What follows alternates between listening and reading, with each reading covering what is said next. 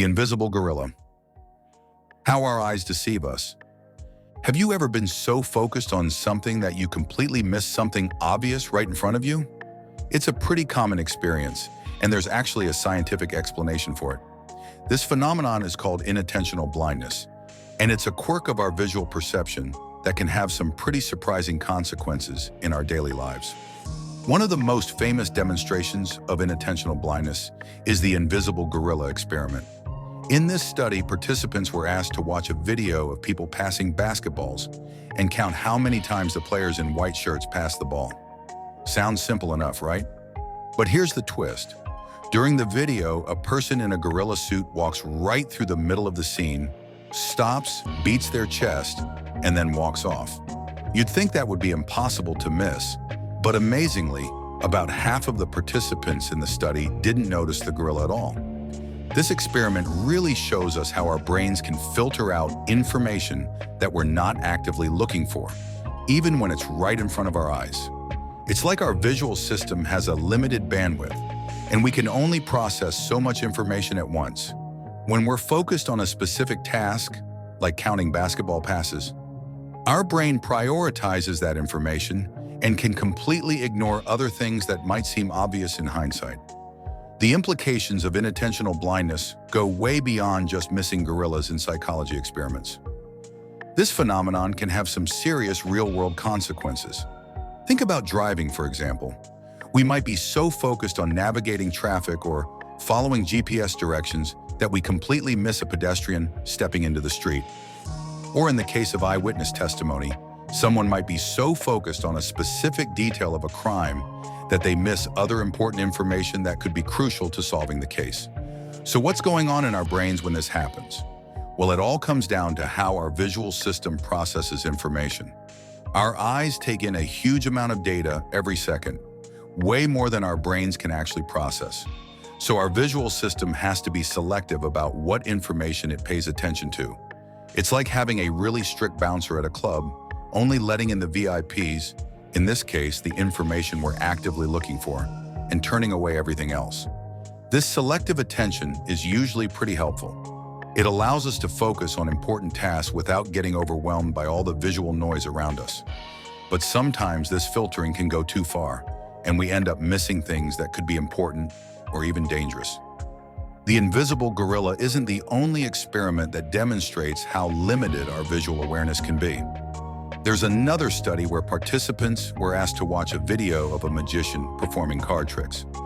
During the video, the researchers gradually changed the color of the tablecloth from red to blue. Most people didn't notice the change at all, even though it happened right in front of them. This shows how our brains can sometimes fail to notice gradual changes in our environment, a phenomenon known as change blindness. Magicians and pickpockets have long known about these quirks of human perception and use them to their advantage.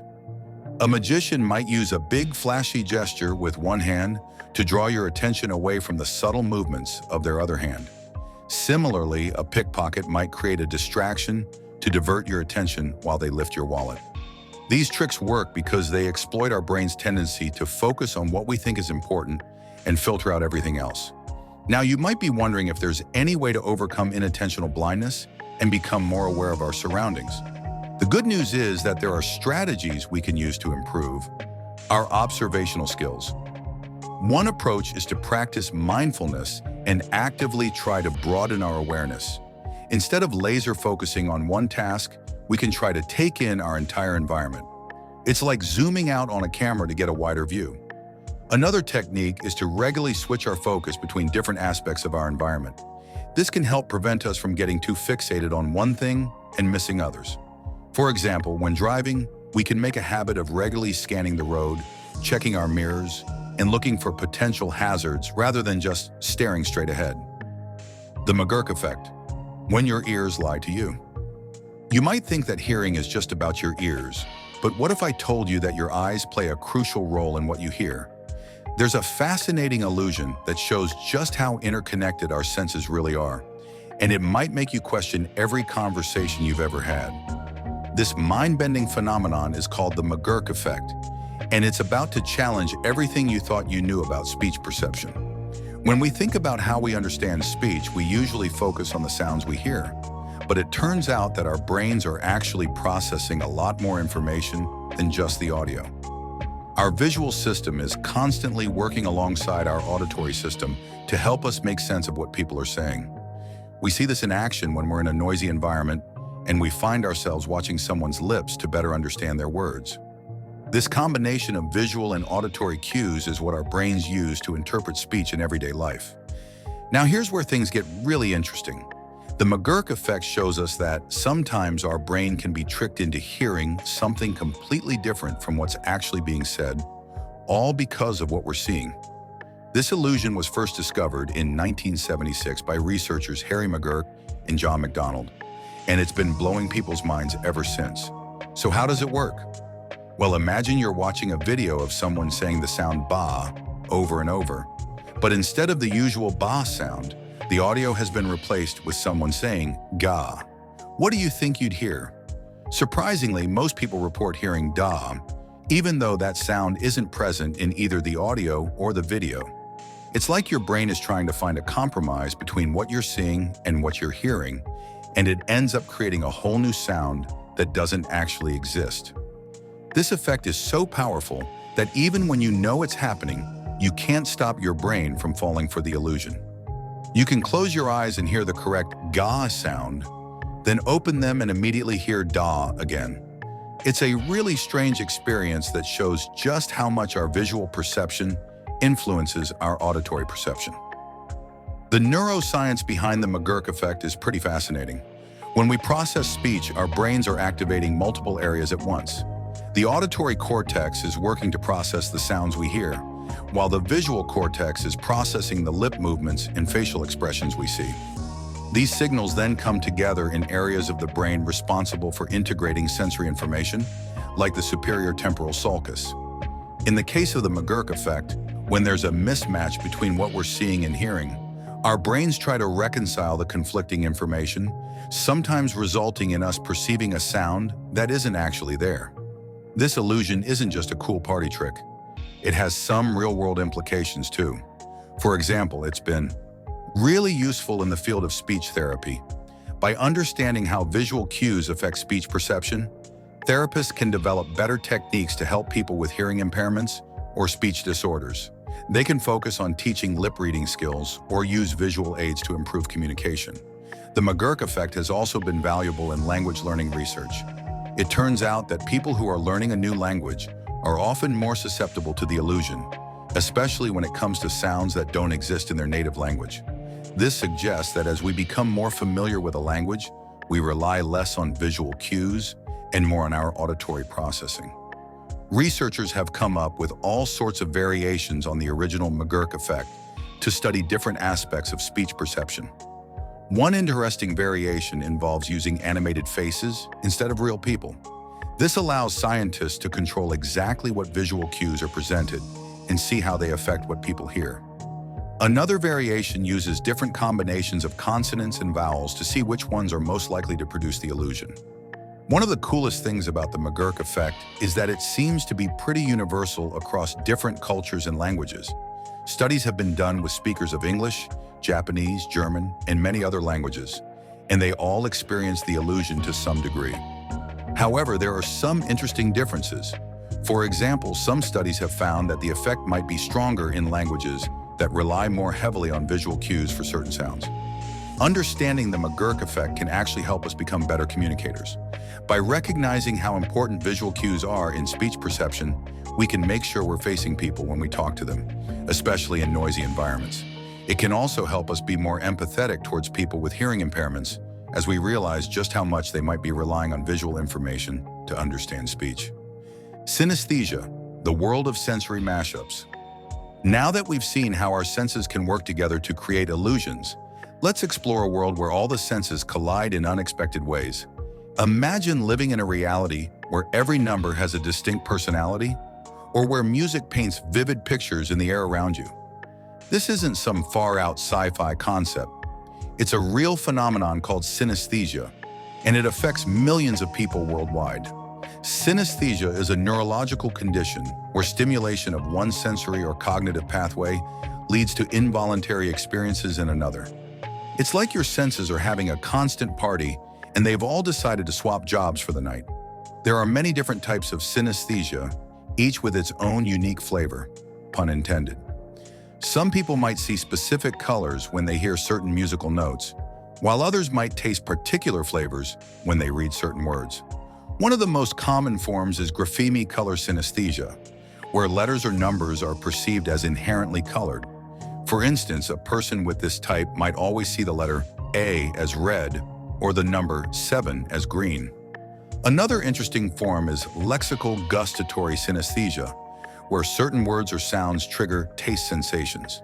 Imagine tasting chocolate every time you hear the word dog, or experiencing a burst of lemon flavor when someone says triangle. It's like having a very unreliable but occasionally delightful taste bud superpower. There's been a lot of debate over whether synesthesia is a gift or a burden for those who experience it. On one hand, many synesthetes report that their condition enhances their creativity and memory. Some artists and musicians have used their synesthetic experiences as inspiration for their work. On the other hand, for some people, it can be overwhelming or distracting, especially in situations where they need to focus on specific tasks. Synesthesia is actually more common than you might think, with estimates suggesting that about 4% of the population experiences some form of it. However, it often goes undiagnosed because many synesthetes assume that everyone experiences the world the same way they do. It's not until they start talking about seeing colors when they hear music or tasting flavors when they read words that they realize their perception is unique. The exact causes of synesthesia are still being studied, but researchers believe there's a strong genetic component. It tends to run in families, and studies have shown that it's more common in certain populations like artists and women. From a neurological perspective, synesthesia is thought to result from increased connectivity between different areas of the brain that are usually more separate. Throughout history, there have been many famous synesthetes whose unique perceptions may have influenced their work. The composer, Franz Liszt, reportedly used to ask orchestra members to play colors rather than notes. The physicist, Richard Feynman, described seeing equations in color. And the artist Wassily Kandinsky is believed to have painted the music he heard. These examples show how synesthesia can be a powerful creative tool, allowing people to make connections and express ideas in ways that others might not even imagine. Research into synesthesia has led to some fascinating insights about how our brains process sensory information. It's shown us that our senses are much more interconnected than we once thought, and that the brain has an incredible capacity for forming unique neural connections.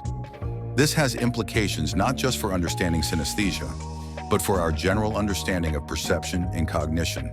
Some researchers are even exploring ways to induce synesthesia-like experiences in non-synesthetes. They're looking at how this might be used in fields like education and memory enhancement. Imagine if you could temporarily see mathematical concepts or taste historical events. It could revolutionize how we learn and remember information. The rubber hand illusion, tricking your body ownership. We've seen how our senses can blend together in unexpected ways. But what if I told you that your sense of what is and isn't part of your body is just as flexible? There's an experiment so simple yet so profound that it's making neuroscientists rethink how our brains construct our sense of self. And the implications? They're nothing short of mind-bending. Let's talk about the rubber hand illusion. This experiment is all about tricking your brain into thinking a fake hand is actually part of your body. It sounds impossible, right? But it turns out our sense of body ownership is more malleable than we ever imagined. The setup for this experiment is deceptively simple. A person sits at a table with their real hand hidden from view, usually behind a screen. A realistic rubber hand is placed in front of them, in a position that roughly matches where their real hand would be. The experimenter then uses 2 small brushes to stroke both the rubber hand and the person's hidden real hand at the same time, in the same places. Now here's where it gets weird. After just a few minutes of the synchronized stroking, most people start to feel like the rubber hand is actually their own hand. They report feeling the touch sensations coming from the rubber hand, not their real hand. It's like their brain has decided, Well, I see a hand being touched, and I feel a hand being touched, so that must be my hand. This is despite the fact that they know intellectually that it's just a rubber prop. But it gets even stranger. If the experimenter suddenly threatens the rubber hand, like pretending to hit it with a hammer, people will often flinch or show signs of stress as if their real hand was in danger. Their brains have become so convinced that the rubber hand is part of their body that they have a genuine physical reaction to protect it. So what's going on in the brain during this illusion? It turns out that our sense of body ownership isn't as fixed as we might think. Our brains are constantly integrating information from different senses to create our perception of the world and our place in it. In the case of the rubber hand illusion, the visual input of seeing the fake hand being touched lines up so well with the tactile sensation of the real hand being touched that the brain decides to override its usual understanding of body boundaries. This illusion doesn't just work with hands either. Researchers have managed to create similar effects with entire bodies. In one experiment, people wore virtual reality goggles that showed them a view from behind their own body. When their back was stroked in sync with what they saw in the VR goggles, many participants reported feeling like they were outside their own body, watching themselves from behind. It's like an artificial out-of-body experience. These experiments are more than just cool party tricks. They're helping us understand some really fundamental questions about how we experience the world. For example, they're shedding light on conditions like phantom limb syndrome, where amputees continue to feel sensations from a limb that's no longer there. By understanding how the brain constructs our sense of body ownership, we might be able to develop better treatments for these kinds of conditions. The rubber hand illusion is also being used in research on pain perception. Some studies have shown that when people experience the illusion, they actually become less sensitive to pain in their real hand. It's like the brain is less concerned with a body part it doesn't think belongs to it anymore. This could potentially lead to new approaches for managing chronic pain. In the world of prosthetics, this research is super exciting. If we can better understand how the brain adopts artificial body parts, we might be able to design prosthetic limbs that feel more natural and integrated with the user's body. Some researchers are even exploring ways to use virtual reality and tactile feedback to help prosthetic users develop a stronger sense of ownership over their artificial limbs. The rubber hand illusion is also making waves in the field of psychology, particularly when it comes to body image and self-perception. Some studies have shown that experiencing the illusion can temporarily change how people perceive their own body size. This could have implications for understanding and treating body dysmorphic disorders or eating disorders. Blind sight. Seeing without knowing. Imagine being able to catch a ball thrown at you without even realizing you saw it coming. Sounds impossible, right? Well, there's a fascinating phenomenon called blind sight that proves our brains are capable of some seriously wild things when it comes to vision. This isn't some sci-fi concept. It's a real condition that's making scientists rethink everything we thought we knew about how we see and process information. To understand blind sight, we first need to talk about how vision normally works. When light enters our eyes, it hits the retina at the back of the eye. This triggers a signal that travels along the optic nerve to the visual cortex in the back of our brain. The visual cortex is like the main processing center for everything we see. It takes all that raw data from our eyes and turns it into the rich, detailed world we experience. But here's where things get weird. Sometimes people can suffer damage to their visual cortex, usually from a stroke or an injury. This leads to a condition called cortical blindness. As you'd expect, these people typically can't see anything in the part of their visual field affected by the damage. They're essentially blind in that area. But here's the kicker. Some of these patients can still respond to visual stimuli in their blind areas, even though they swear up and down that they can't see a thing. This is blind sight in action, and it's pretty mind-blowing when you see it in person. One of the most famous case studies is a patient known as TN. This guy had 2 strokes that completely wiped out his visual cortex on both sides of his brain. By all accounts, he should have been totally blind. But when researchers had him walk down a hallway filled with obstacles, he navigated around them perfectly. He was ducking and weaving like a pro, all while insisting he couldn't see anything at all. Another wild example is a patient called DB. When researchers showed him images in his blind field, he couldn't tell you what he was looking at. But if they asked him to guess whether the image was X or Y, he'd get it right way more often than chance. It's like his brain was processing the visual information without him being consciously aware of it. So what's going on here? Well, it turns out that our visual system is way more complex than we originally thought. While the visual cortex is super important for conscious sight, there are other pathways in the brain that can process visual information without us being aware of it. One key player is a part of the brain called the superior colliculus. This little structure seems to be responsible for a lot of the unconscious visual processing we see in blindsight patients. The superior colliculus is great at detecting movement and helping us orient towards things in our environment. It's connected to other parts of the brain that control things like eye movements and reaching for objects. This explains why blindsight patients can often point to or grab objects they say they can't see. Their conscious visual experience is gone, but these unconscious pathways are still firing away. Researchers have come up with some pretty clever experiments to demonstrate blindsight in action. In one study, they showed patients pictures of faces with different emotional expressions in their blind field. While the patients couldn't consciously see the faces, their own facial muscles would subtly mirror the emotions they were shown. It's like their brains were picking up on and responding to the emotional cues without them ever realizing it.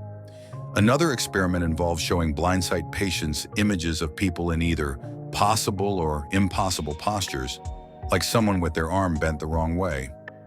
Even though the patients couldn't describe what they were seeing, their brains showed different activity patterns for the possible versus impossible postures. This suggests that some level of complex visual processing was still happening, even without conscious awareness. The existence of blindsight has some pretty big implications for how we think about consciousness and visual processing. It shows us that there's a lot more going on in our brains than we're consciously aware of. Some researchers even argue that blindsight proves consciousness isn't necessary for certain types of visual processing or decision-making. This research could lead to some exciting developments in treating visual impairments.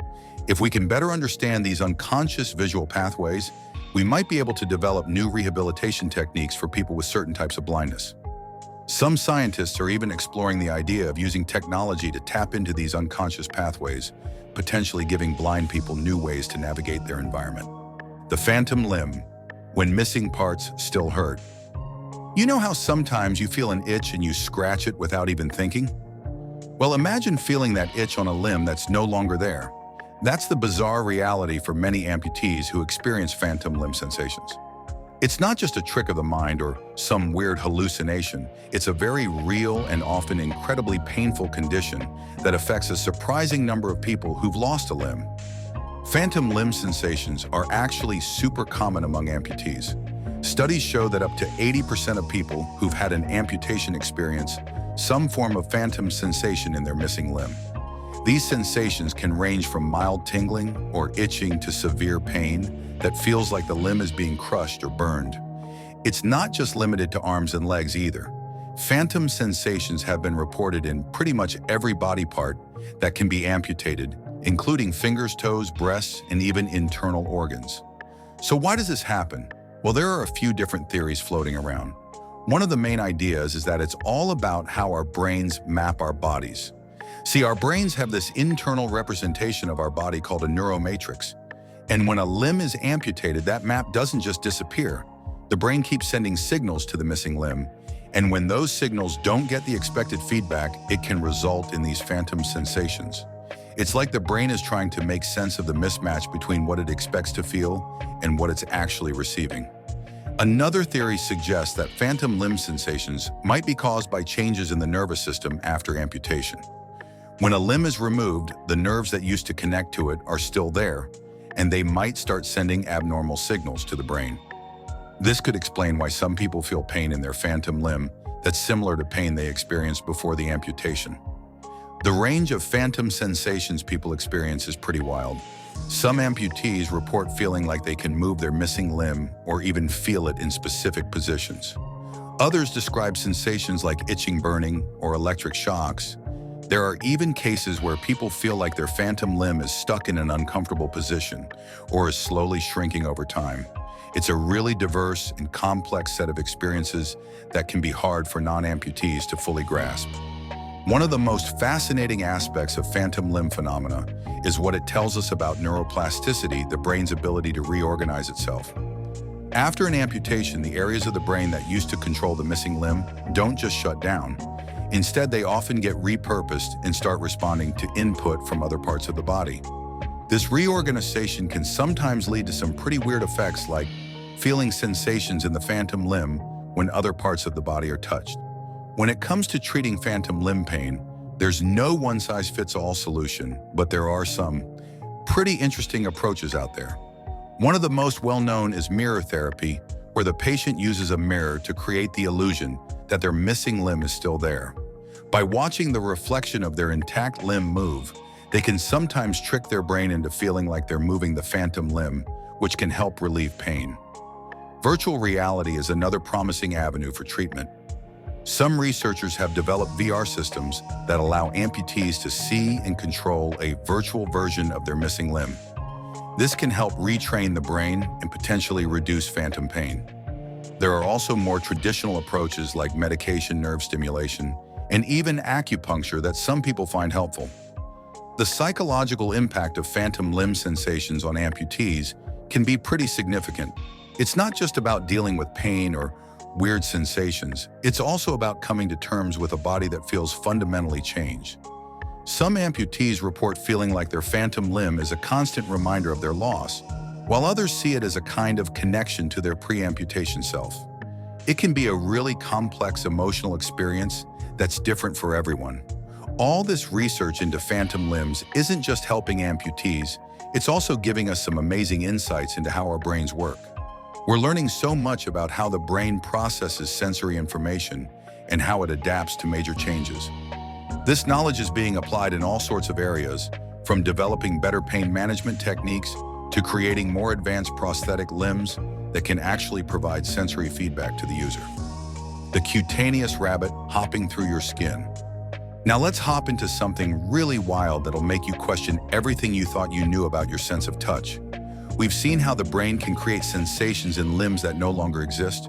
But what about feeling sensations in places where nothing's actually touching you? That's where the cutaneous rabbit comes in, and it's about to take us on a journey through the bizarre world of tactile illusions. The cutaneous rabbit illusion is a perfect example of how our brain can play tricks on us when it comes to touch. It's named after the sensation it creates, which feels like a little rabbit is hopping up your arm. But here's the thing, there's no actual movement happening on your skin. It's all in your head, or more accurately, it's all in how your brain processes the information it's receiving. To understand how this illusion works, we need to first talk about how our sense of touch normally functions. Our skin is covered in various types of touch receptors that respond to different stimuli like pressure, temperature, and texture. When these receptors are activated, they send signals to our brain, which then interprets this information to create our perception of touch. It's a pretty straightforward process most of the time, but the cutaneous rabbit shows us that there's more going on behind the scenes than we might think.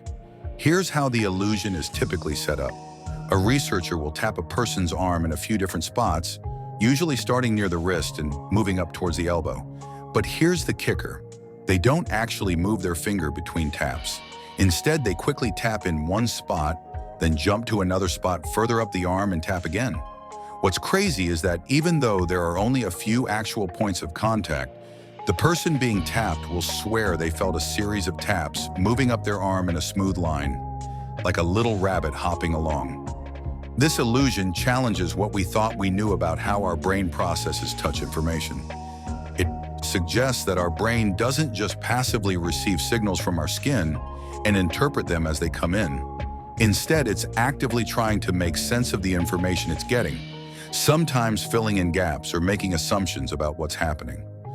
The neuroscience behind this illusion is pretty fascinating. Researchers think it has to do with how our brain integrates information over time and space. When we receive a series of quick taps, our brain tries to create a coherent narrative out of that information.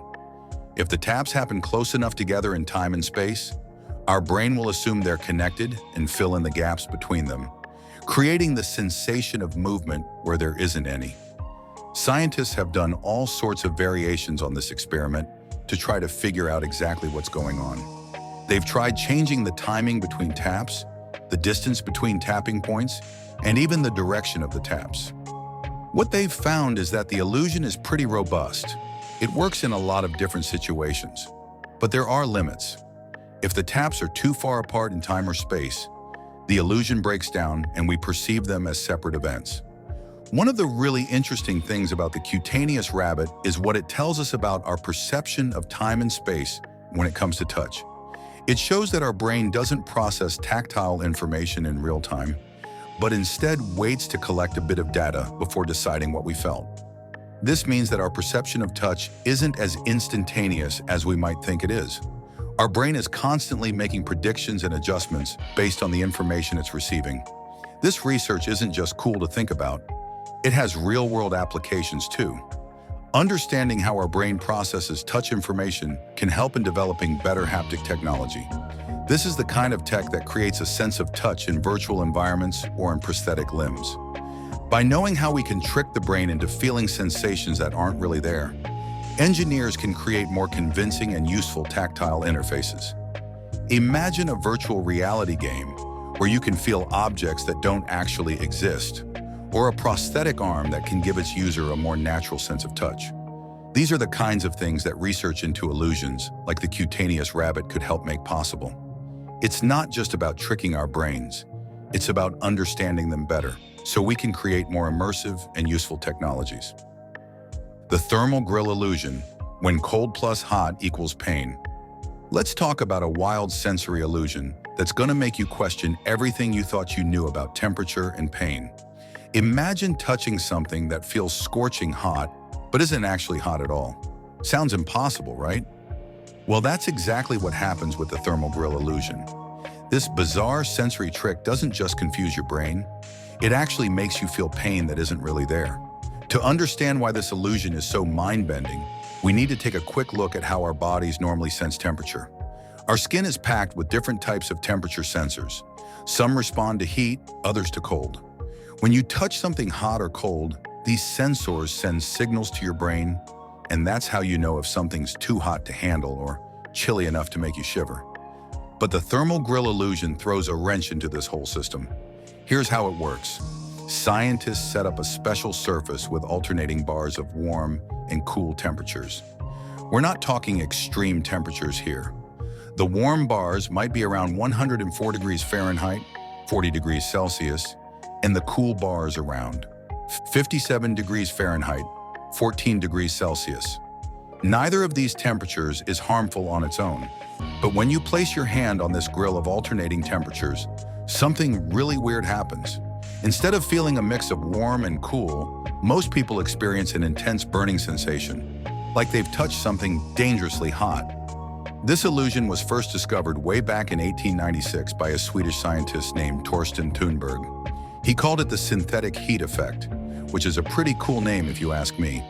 But it wasn't until much later that scientists really started to figure out what was going on in our brains to create this phantom pain. The key to understanding the thermal grill illusion lies in how our nervous system processes temperature and pain signals. When you touch something cold, it activates both cold sensors and a certain type of pain sensor.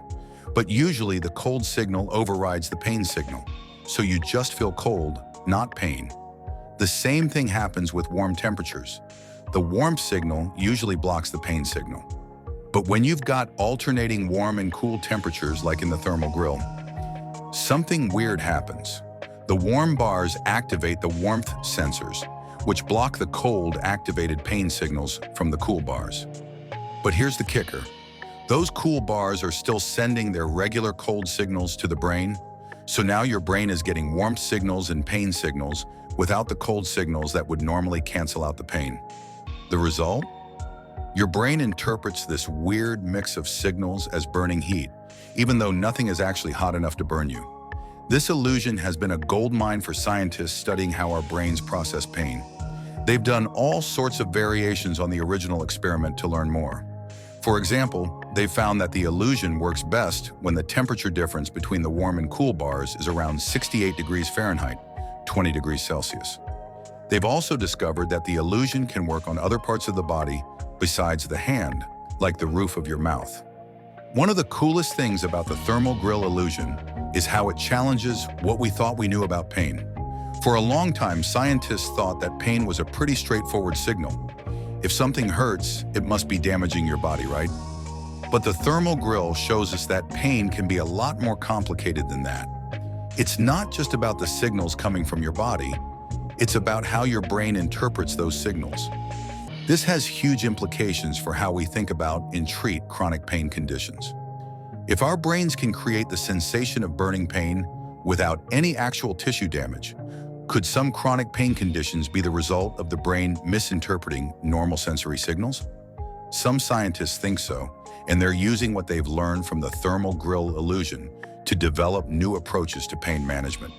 For example, researchers are looking into ways to use temperature illusions, like the thermal grill, to trick the brain into feeling less pain. They're also exploring how understanding these illusions might help develop more effective anesthetics or pain medications that target the brain's pain processing centers rather than just numbing nerve endings. The Pinocchio illusion, stretching your self-perception. You know how we usually have a pretty good sense of where our body parts are and how big they are? Well, get ready to have your mind blown because there's this wild experiment called the Pinocchio illusion that can totally mess with that perception.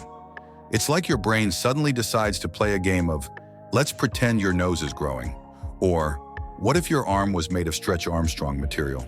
And the craziest part? Your brain actually buys into it. So let's break this down. We've got this sense called proprioception, which is basically our body's internal GPS system. It tells us where our limbs are in space and how they're moving without us having to look at them. It's why you can touch your nose with your eyes closed, or why you don't constantly bump into things as you walk around. But here's where things get interesting. This system isn't as foolproof as we might think. Enter the Pinocchio illusion. This trippy experiment shows us just how flexible our perception of our body can be. Here's how it works. You sit down, close your eyes and hold your nose with one hand. Then someone takes your other hand and uses it to stroke a fake nose in front of you while simultaneously stroking your actual nose. After a little while, your brain starts to think, hey, maybe my nose is actually way longer than I thought. Some people even report feeling like their nose is growing, just like our favorite wooden puppet. But it doesn't stop there. Researchers have found all sorts of ways to mess with our body perception. They can make you feel like your arm is stretching out like rubber, or that your waist is shrinking. There's even an experiment where they can make you feel like your whole body's tiny or giant. It's like Alice in Wonderland. But instead of eating magic cookies, it's all in your head. So what's going on in our brains during these illusions? Well, it turns out our brain has this thing called a body schema, which is like a mental map of our body. This map is constantly being updated based on the sensory information we receive. When we experience the Pinocchio illusion, our brain is trying to make sense of conflicting information. It's seeing one thing, or in this case, feeling one thing, but getting different sensory input from our proprioception. So it kind of short circuits and goes, well, I guess my nose must be growing then. This research isn't just about creating cool party tricks, though. It's actually giving us some really important insights into how our brains work and how we perceive ourselves. For example, it's helping us understand more about conditions like body dysmorphia, where people have a distorted view of their own body. By studying how easy it is to manipulate our body perception, scientists are getting a better idea of how these disorders might develop and how we might be able to treat them. The Pinocchio illusion is also shedding light on phantom limb sensations, where people who've lost a limb still feel like it's there. By understanding how our brain creates and maintains our body image, we might be able to develop better treatments for people experiencing phantom limb pain. But wait, there's more. This research is also super exciting for fields like virtual reality. Imagine being able to fully embody a character in a VR game, feeling like your body has actually transformed. Or think about how this could be used in rehabilitation. We could potentially create illusions that help people with mobility issues feel more control over their movements. The ventriloquist effect, when your ears follow your eyes. Have you ever been to a ventriloquist show and found yourself completely captivated by the dummy's performance? It's almost like the puppet is actually talking, right? Well, it turns out there's a fascinating reason for this. And it's not just clever puppetry, it's your brain playing some seriously cool tricks on you. This phenomenon is called the ventriloquist effect, and it's way more common in our daily lives than you might think. The ventriloquist effect is all about how our brains process visual and auditory information together. Usually our brain does a pretty good job of matching up what we see with what we hear. But sometimes, especially when there's a mismatch between these two senses, our brain has to make a decision about what's really going on. And here's the kicker. More often than not, our brain decides to trust our eyes over our ears. This is why ventriloquism works so well. Even though we know the sound is coming from the ventriloquist's mouth, our brain sees the puppet's mouth moving and decides that must be where the sound is coming from. It's like our ears are following our eyes, ignoring what they know to be true in favor of what our eyes are telling us. But this effect isn't just limited to puppet shows. It's actually a fundamental part of how we experience the world around us. Think about when you're watching TV or a movie. The sound isn't actually coming from the actor's mouth on the screen. It's coming from speakers that might be nowhere near the TV. But our brain seamlessly matches up the audio with the visual information, creating a cohesive experience. Scientists have done some pretty cool experiments to demonstrate just how powerful this effect can be. One of the most famous is called the McGurk effect. In this experiment, researchers show people a video of someone saying one sound, like ba, but they play the audio of a different sound, like gale. The wild thing is, most people end up hearing a completely different sound, often da, which is a kind of blend of the visual and auditory information. This illusion is so strong that even when people know about it, they still can't help but experience it. It's like our brain is saying, I don't care what you think you know, I'm going to interpret this information my own way. So what's going on in our brains when this happens? Well, it turns out there's a specific area of the brain called the superior temporal sulcus that's responsible for integrating visual and auditory information. This area is working overtime during the ventriloquist effect, trying to make sense of the conflicting information it's receiving. But here's where it gets even more interesting. The strength of the ventriloquist effect can actually change depending on a bunch of different factors. For example, as we get older, our reliance on visual information tends to increase. This means that older adults might be even more susceptible to the ventriloquist effect than younger people. There's also some fascinating research being done on how this effect plays out in people with certain neurological conditions. For instance, people with autism spectrum disorders sometimes show a reduced susceptibility to the ventriloquist effect. This could potentially provide some insights into how sensory processing works differently in these individuals. Now you might be thinking, okay, this is all pretty cool, but why does it matter? Well, understanding the ventriloquist effect could actually have some pretty important real-world applications. For one, it could help improve audiovisual technologies. Imagine virtual reality experiences that are even more immersive because they take advantage of how our brains naturally process sensory information. It could also have implications for people with sensory processing disorders. By understanding how the brain integrates different types of sensory information, we might be able to develop better therapies or assistive technologies for people who struggle with sensory processing. And let's not forget about the potential applications in fields like user interface design. The more we understand about how our brains process audiovisual information, the better we can design interfaces that feel natural and intuitive to use. The rubber hand illusion, when fake becomes real. We've seen how our brains can be tricked by what we see and hear. But what about our sense of touch? Imagine looking at a rubber hand and suddenly feeling like it's part of your body. This isn't science fiction. It's a real phenomenon called the rubber hand illusion, and it's about to challenge everything you thought you knew about your sense of self. Our brains are pretty good at figuring out what's part of our body and what isn't. We usually have a clear sense of where our limbs are and how they're moving, even with our eyes closed. This is thanks to a combination of sensory inputs, including touch, proprioception, our internal sense of body position, and visual cues. But it turns out this sense of body ownership isn't as fixed as we might think. The rubber hand illusion is a fascinating experiment that messes with our perception of body ownership. Here's how it works. A person sits at a table with their real hand hidden from view, usually behind a screen. A realistic rubber hand is placed in front of them, in a position that looks natural for their body. The experimenter then starts stroking both the hidden real hand and the visible rubber hand with brushes, making sure the movements are synchronized. After a few minutes of this synchronized stroking, something weird starts to happen. Most people begin to feel like the rubber hand is actually their own hand.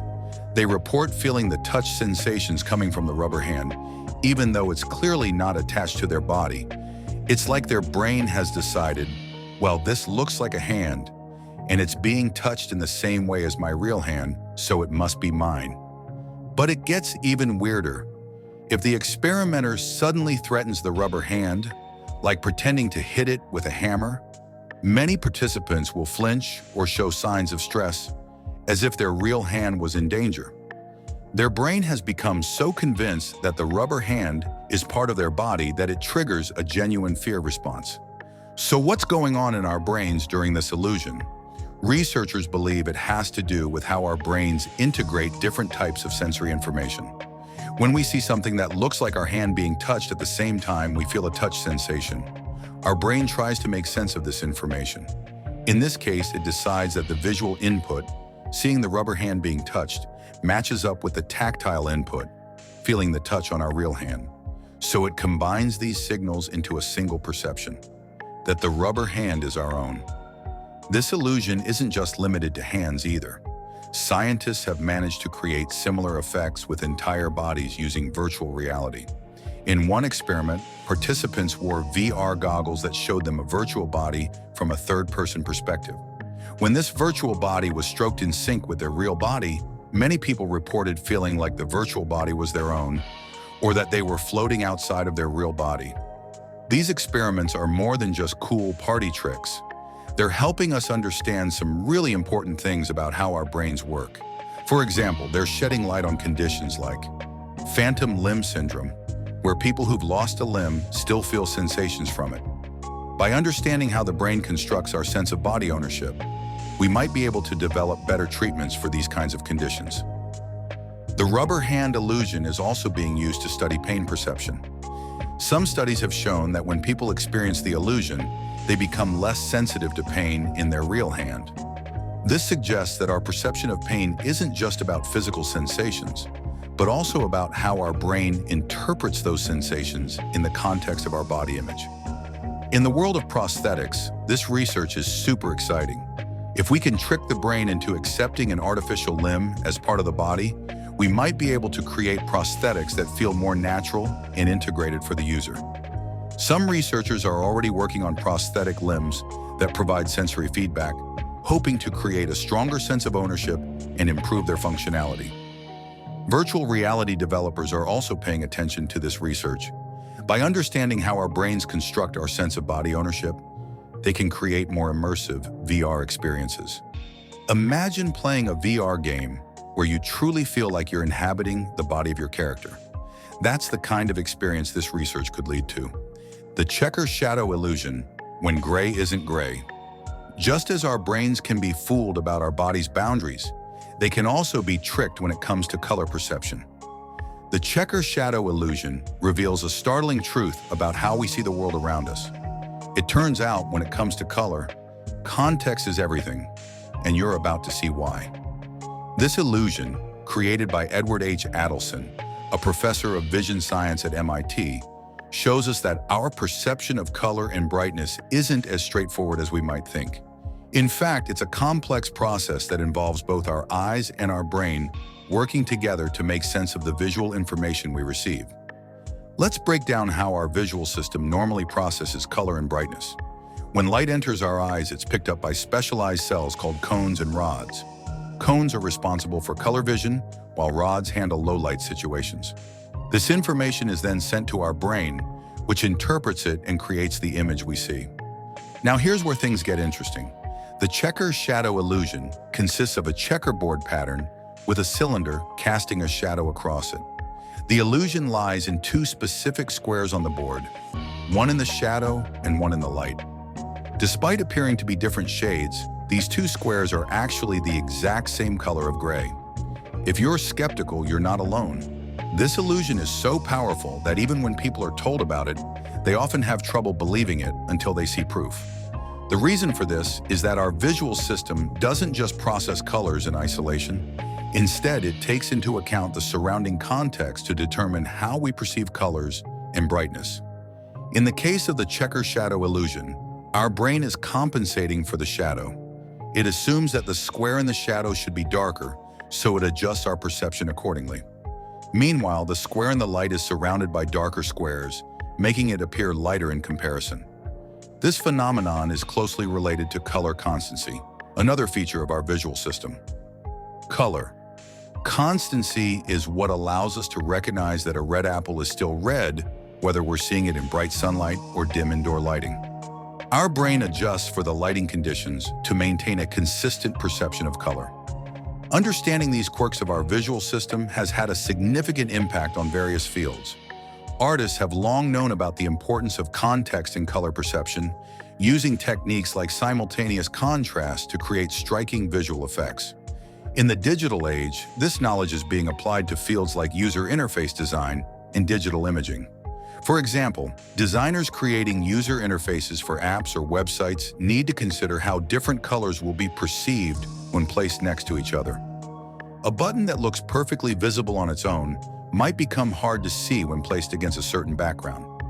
By understanding how our brains process color and brightness, designers can create interfaces that are more intuitive and easier to use.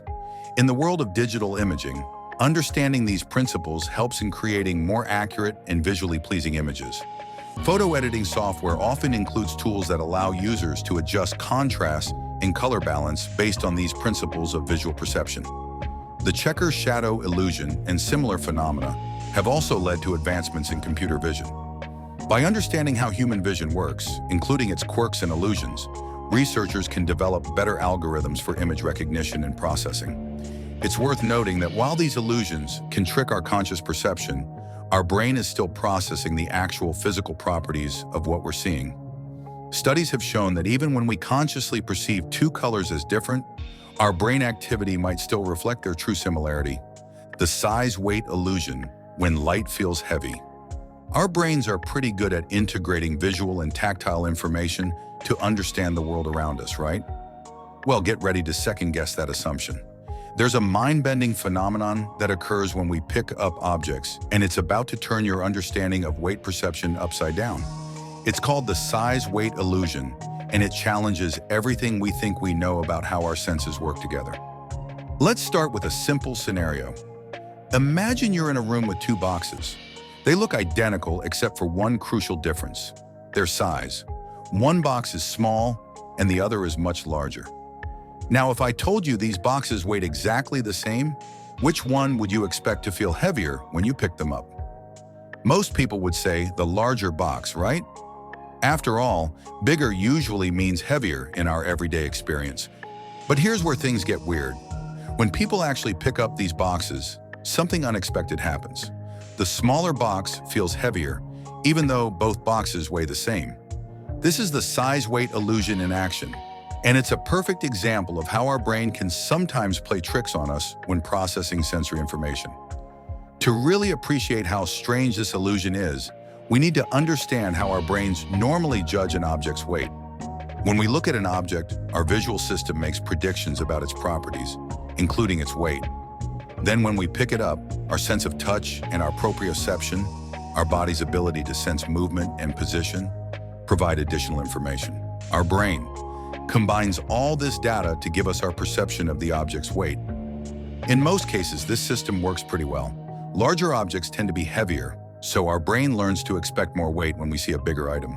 But the size-weight illusion shows that this expectation can actually work against us sometimes.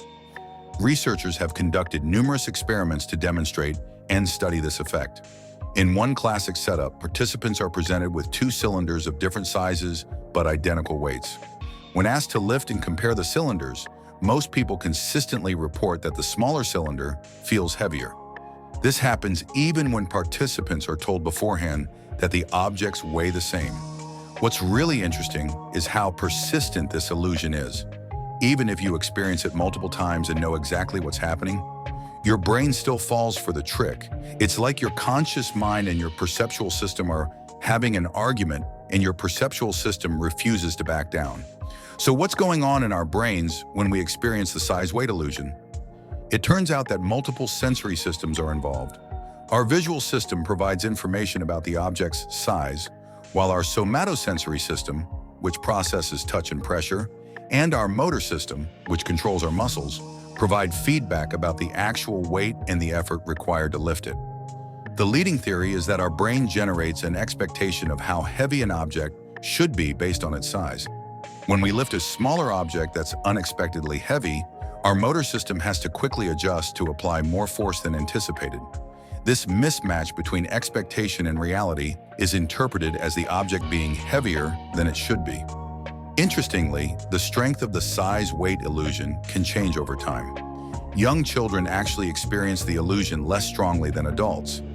As we grow and gain more experience with objects in the world, our expectations about size and weight become more ingrained, making the illusion more pronounced.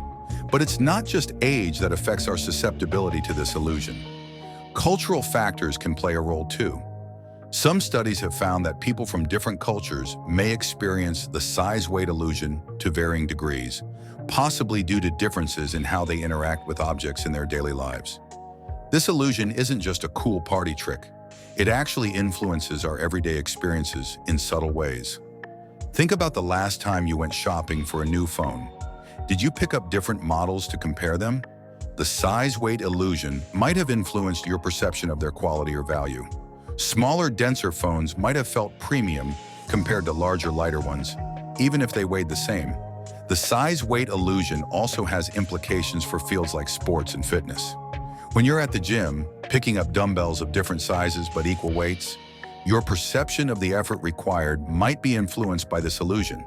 This could potentially affect how you plan your workouts or judge your progress.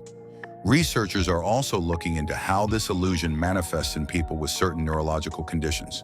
Some studies suggest that individuals with autism spectrum disorders may experience the size-weight illusion differently, which could provide insights into how their brains process sensory information.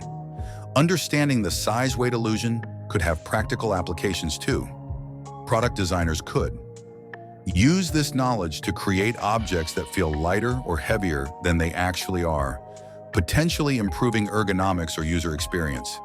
In healthcare, this understanding could help develop better tools for assessing and treating sensory processing disorders. The Dunning-Kruger effect. When ignorance feels like expertise.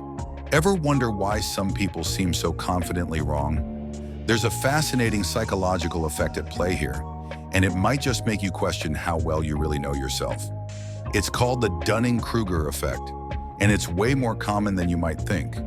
In fact, you've probably fallen for it yourself without even realizing. Let's start by talking about metacognition, which is basically our ability to think about our own thinking. It's how we assess our knowledge and skills. Normally, we have a pretty good idea of what we know and what we don't. But here's where things get interesting. When it comes to areas where we have little knowledge or experience, our metacognition can go completely haywire. This is where the Dunning-Kruger effect comes in. It's named after psychologists David Dunning and Justin Kruger, who discovered that people with limited knowledge or expertise in a specific area tend to overestimate their abilities. In other words, novices often think they're way more skilled than they actually are. It's like the old saying, a little knowledge is a dangerous thing. We see this effect all the time in real life. Think about that friend who watched a few YouTube videos on car repair and suddenly thinks they're a master mechanic. Or the person who reads a few articles about a complex political issue and believes they have all the answers. These are classic examples of the Dunning-Kruger effect in action. But why does this happen? Well, it turns out that the same lack of knowledge that leads to poor performance also impairs the ability to recognize that performance as poor. It's a double whammy of ignorance.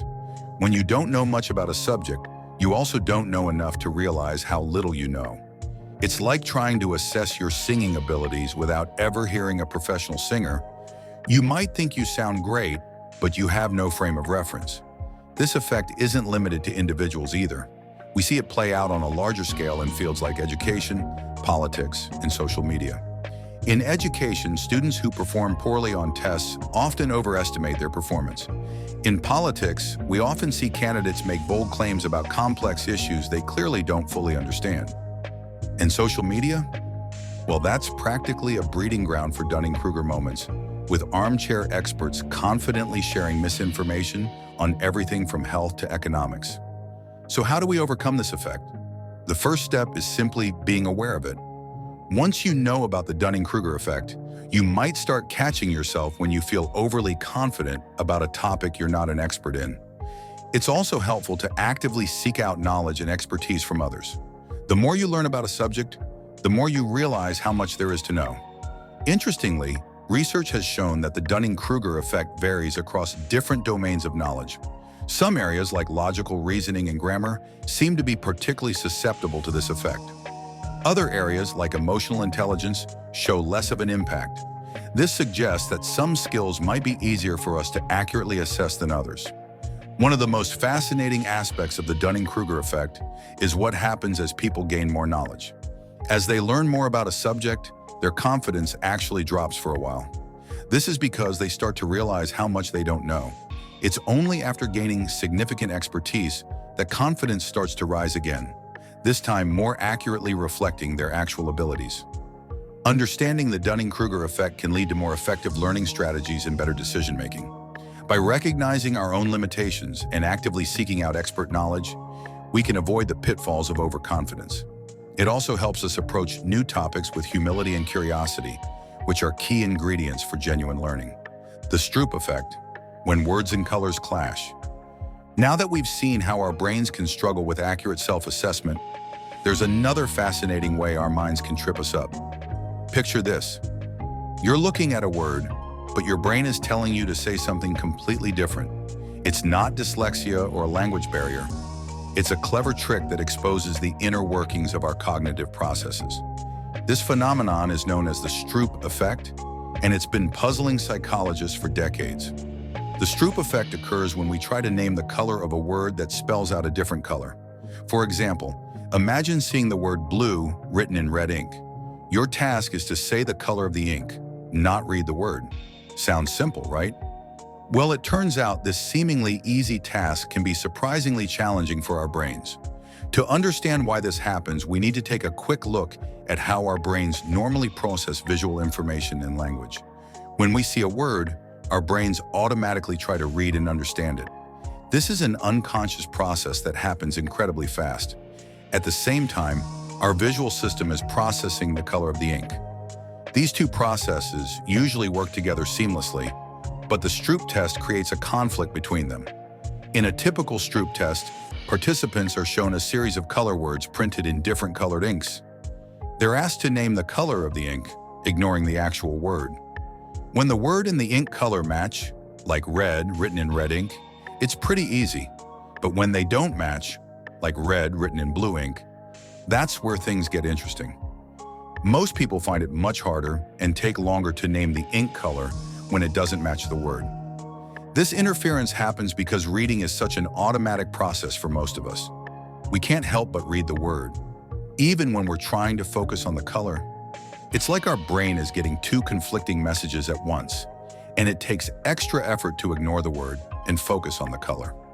The neuroscience behind the Stroop effect is pretty fascinating.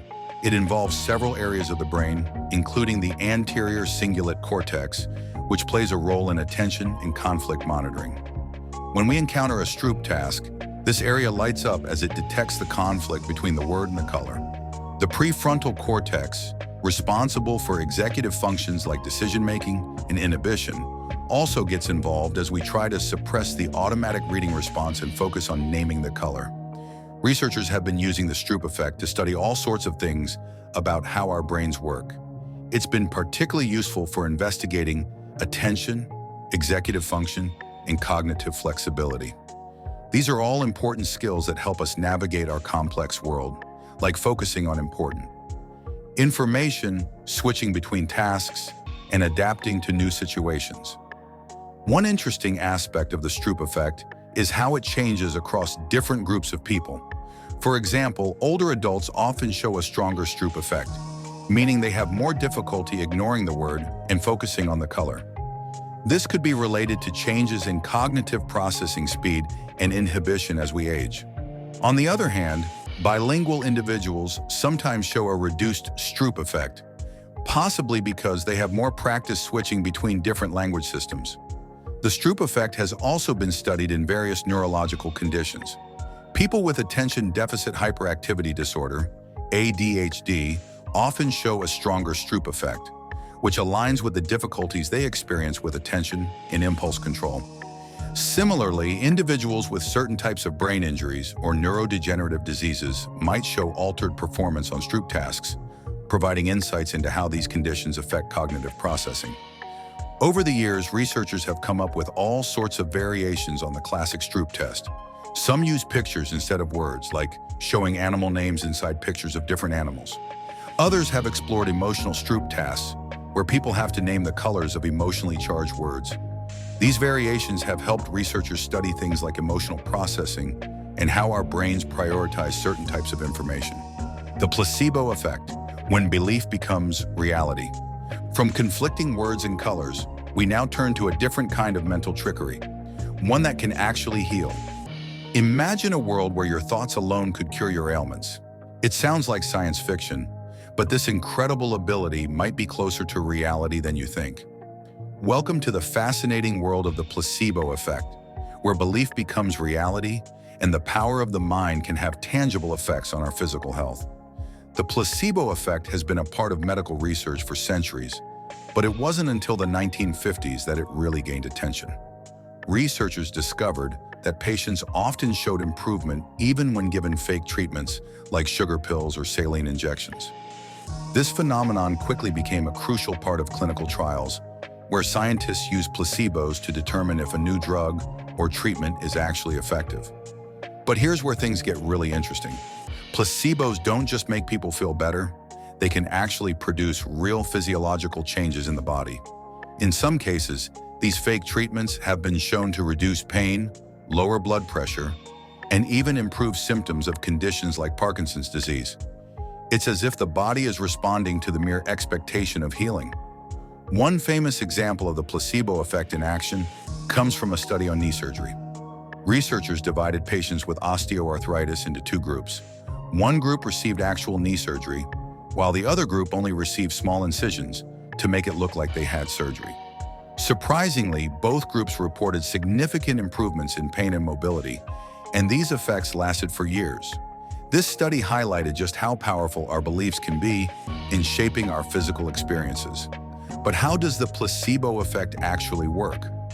Scientists have been digging into the neuroscience behind this phenomenon, and they've found that several brain systems are involved. When we expect a treatment to work, our brains release natural painkillers called endorphins. These chemicals can have effects similar to drugs like morphine, helping to reduce pain and promote feelings of well-being. Additionally, the prefrontal cortex, which is involved in decision-making and expectations, becomes more active when we believe a treatment will be effective. Of course, the use of placebos in medical treatment and research raises some ethical questions. Is it okay to trick patients into thinking they're receiving a real treatment? Some argue that if the placebo effect can provide real benefits, it might be justified in certain situations. Others worry about the potential loss of trust between doctors and patients if placebos are used deceptively. These debates continue to shape how placebos are used in both research and clinical settings. Interestingly, the placebo effect isn't just about the treatment itself. Factors like the patient's expectations, their relationship with their doctor, and even the color and size of a pill can all influence how strong the placebo effect is. For example, studies have shown that patients tend to respond better to branded medications than generic ones, even when the active ingredients are identical. This shows how our cultural beliefs and associations can play a role in the placebo effect. But it's not all positive. There's also something called the nocebo effect, which is essentially the negative counterpart to the placebo effect. In these cases, negative expectations can actually lead to harmful outcomes. For instance, if patients are warned about potential side effects of a medication, they're more likely to experience those side effects, even if they're given a placebo instead of the real drug. This demonstrates just how powerful our minds can be in shaping our physical experiences, for better or worse. Understanding the placebo effect could have huge implications for medical treatment. By harnessing the power of the mind-body connection, we might be able to develop more effective treatments that combine both pharmacological and psychological approaches.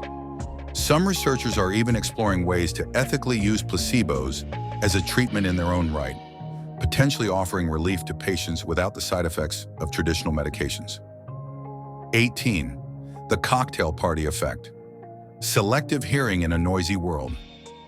From healing through belief, we now turn to a different kind of mental magic, one that helps us navigate the chaos of sound around us.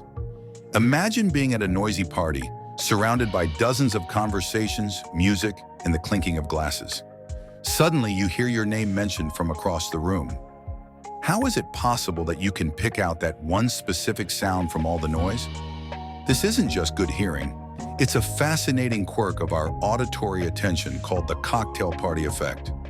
Our brains are constantly bombarded with a cacophony of sounds from our environment. In most situations, we're able to filter out irrelevant noises and focus on what's important. This is thanks to our brain's ability to process multiple streams of auditory information simultaneously. It's like having a super advanced sound mixing board in our heads, constantly adjusting the volume levels of different inputs. The cocktail party effect takes this ability to a whole new level. It's not just about hearing one conversation over another. It's about our brain's remarkable capacity to suddenly tune into specific sounds that are personally relevant to us, even when we're not actively listening for them. This effect was first described by British cognitive scientist Colin Cherry in the 1950s, and it's been fascinating researchers ever since. To demonstrate this effect, scientists have conducted numerous experiments. In one classic study, participants wore headphones that played two different audio streams simultaneously, one in each ear.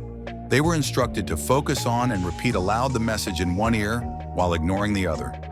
Most participants were able to do this successfully, showing our ability to selectively attend to one auditory stream. But here's where it gets interesting. When their own name was mentioned in the ignored ear, many participants noticed it, even though they couldn't recall any other words from that stream. Another experiment involved playing recordings of multiple overlapping conversations to participants. They were asked to focus on one specific voice and ignore the others. Most people could do this easily, but when personally relevant information, like their name or hometown, was mentioned in one of the ignored conversations, they often picked up on it immediately. So what's going on in our brains during the cocktail party effect? Neuroscientists have identified several key areas involved in this process. The auditory cortex, located in the temporal lobe, is responsible for processing incoming sound information. But it's the prefrontal cortex that really takes charge when it comes to selective attention. This area of the brain helps us focus on relevant information and ignore distractions. Interestingly, the cocktail party effect isn't just about hearing. It's closely tied to our visual attention as well. Studies have shown that we're better at focusing on a specific voice when we can see the person speaking. This demonstrates how our brains integrate information from multiple senses to help us make sense of our environment. The cocktail party effect influences many aspects of our daily lives. It's what allows us to have a conversation in a busy restaurant or follow a specific TV show in a noisy living room. It's also crucial for our ability to multitask, letting us focus on important sounds while filtering out background noise. However, this ability isn't the same for everyone, and it can change over time. As we age, many people find it harder to focus on specific sounds in noisy environments. This is partly due to changes in our hearing, but it's also related to how our brains process auditory information. Some neurological conditions, like autism spectrum disorders, can also affect how people experience the cocktail party effect. Research on the cocktail party effect has broader implications for our understanding of attention and cognitive control. It's helping scientists unravel how our brains prioritize certain information over others and how we switch our focus between different stimuli. This knowledge could lead to better strategies for improving concentration and managing distractions. Understanding the cocktail party effect also has practical applications. Audio engineers are using this knowledge to develop more sophisticated noise-canceling technologies and improve speech recognition systems. In the medical field, it could help in developing better hearing aids that can more effectively filter out background noise, and focus on important sounds. The Baader-Meinhof phenomenon, when coincidences aren't coincidences. From filtering sounds to filtering reality, our brains are constantly working to make sense of the world around us. But sometimes this eagerness to find patterns can lead us astray. There's a peculiar effect that makes coincidences seem far more significant than they really are, and understanding it could change how you see the world. Have you ever learned a new word and then suddenly started seeing it everywhere? Or maybe you've been thinking about buying a specific car model and now you notice that exact car on every street corner. This isn't just a coincidence. It's a fascinating quirk of the mind called the Baader-Meinhof phenomenon, also known as the frequency illusion. To understand how this works, we need to first look at how our brains normally process information. Our minds are constantly bombarded with an overwhelming amount of sensory input from our environment. To cope with this flood of data, our brains have developed sophisticated filtering mechanisms. These filters help us focus on what's important and ignore what's not, allowing us to function effectively in our daily lives. But here's where things get interesting. Once we become aware of something new, like a word or a concept, our brain suddenly starts paying more attention to it. It's like our mental filter has been updated with a new setting, and now it's actively looking for instances of this new thing. This is where the Baader-Meinhof phenomenon kicks in. Let's walk through an example. Imagine you've just learned about a rare medical condition called prosopagnosia, which is the inability to recognize faces. Suddenly, you start noticing articles about prosopagnosia in newspapers, hearing it mentioned on TV shows, and even overhearing conversations about it at your local coffee shop. It seems like prosopagnosia is everywhere, but in reality, the frequency of mentions hasn't actually increased. You're just noticing it more because it's now on your radar. This effect isn't just limited to words or concepts. It can happen with objects, names, or even ideas. And it's not just a matter of selective attention. There's also a healthy dose of confirmation bias at play. Once we start noticing something more frequently, we tend to look for more instances to confirm our perception that it's suddenly everywhere. The Baader-Meinhof phenomenon is closely related to other cognitive biases, like the availability heuristic. This is our tendency to overestimate the likelihood of events that are easily recalled. So when we keep noticing our new word or concept, we might start to think it's more common or important than it really is. This effect has some interesting implications in various fields. In marketing, for example, companies might try to create a Baader-Meinhof-like effect by increasing exposure to their brand or product. Once you notice it, you might start seeing it everywhere, reinforcing the brand's presence in your mind. In politics, the Baader-Meinhof phenomenon can contribute to the spread of certain ideas or talking points. Once a particular phrase or concept enters public discourse, people start noticing it more often, which can make it seem more prevalent or important than it actually is. Perhaps most notably, the Baader-Meinhof effect plays a significant role in the world of conspiracy theories.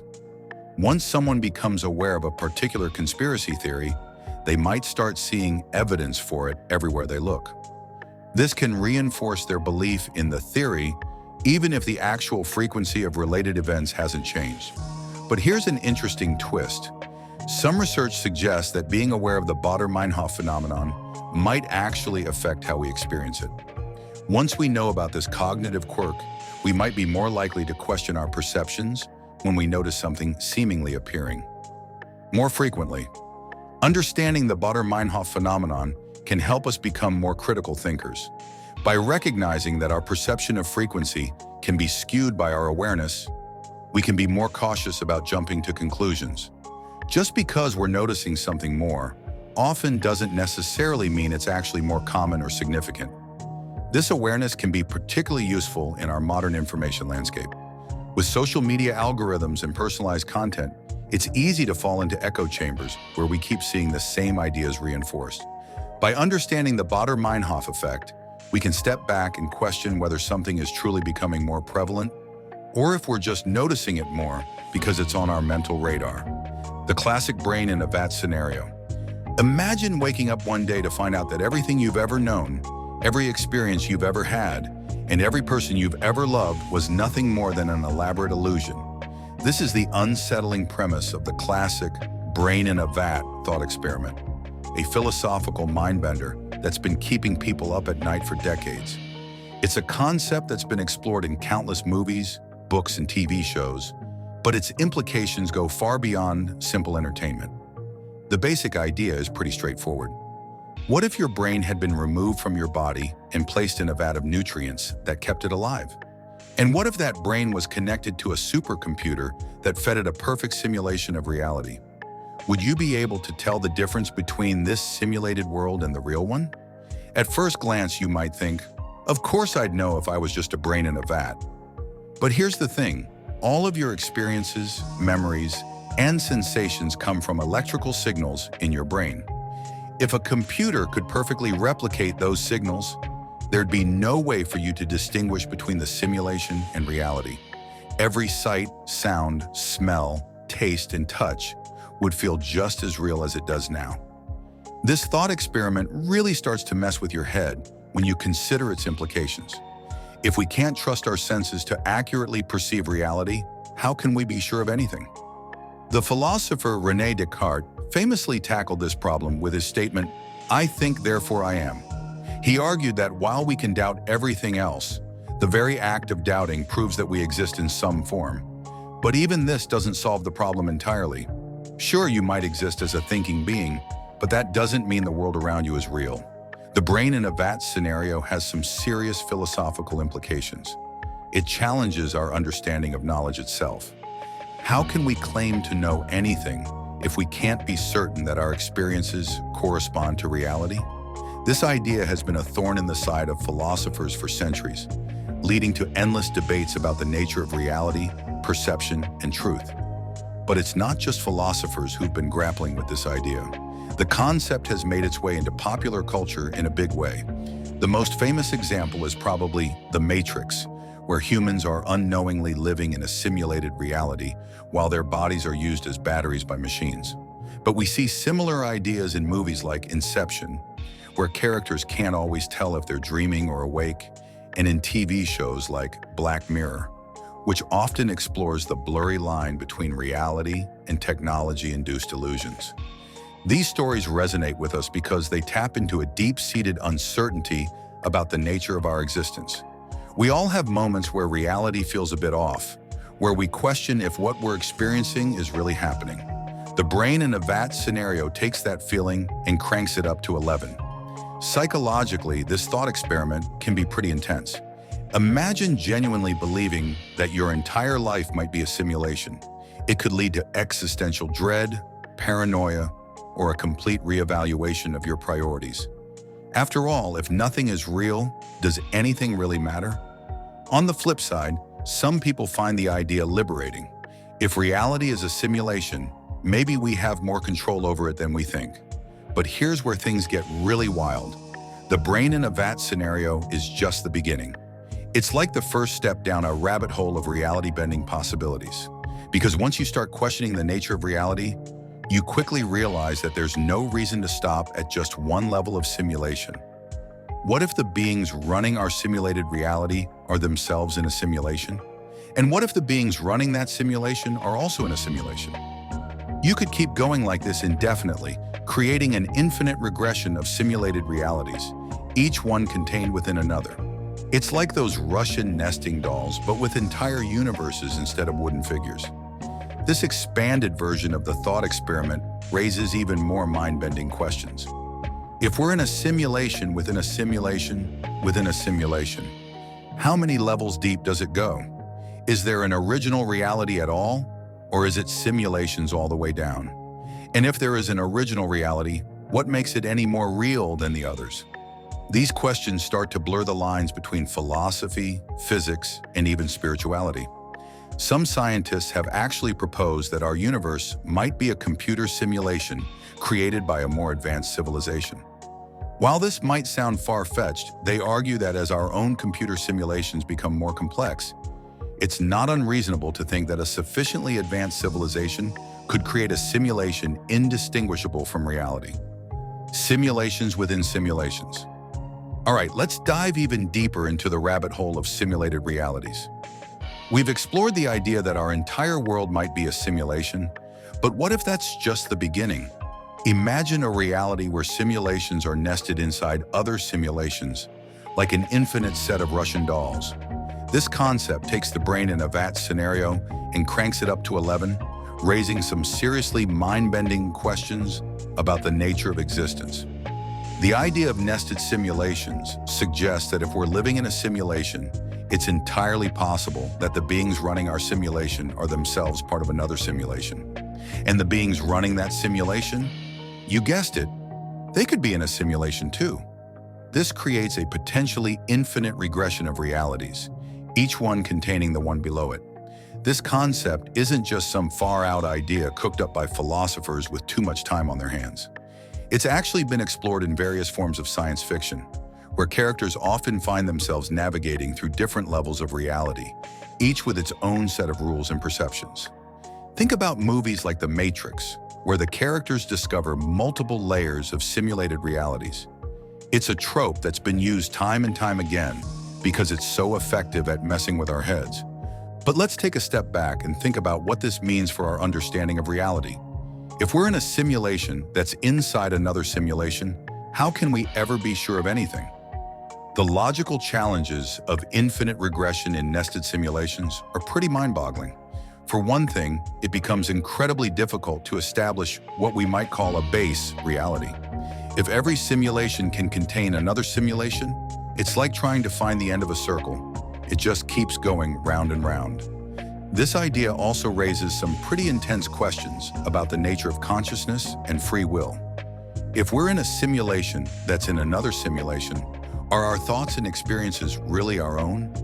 Or are they just part of the program, predetermined by the parameters set by the beings running the simulation above us? And if those beings are also in a simulation, who's really in control? The computational power required for simulating entire realities is another big consideration.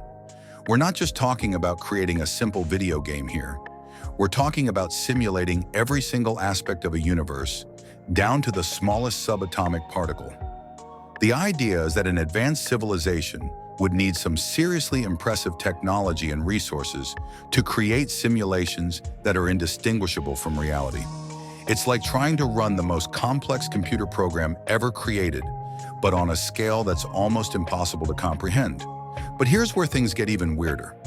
If we assume that it's possible for an advanced civilization to create a simulation this complex, then statistically speaking, it's more likely that we're in a simulation than not. Why?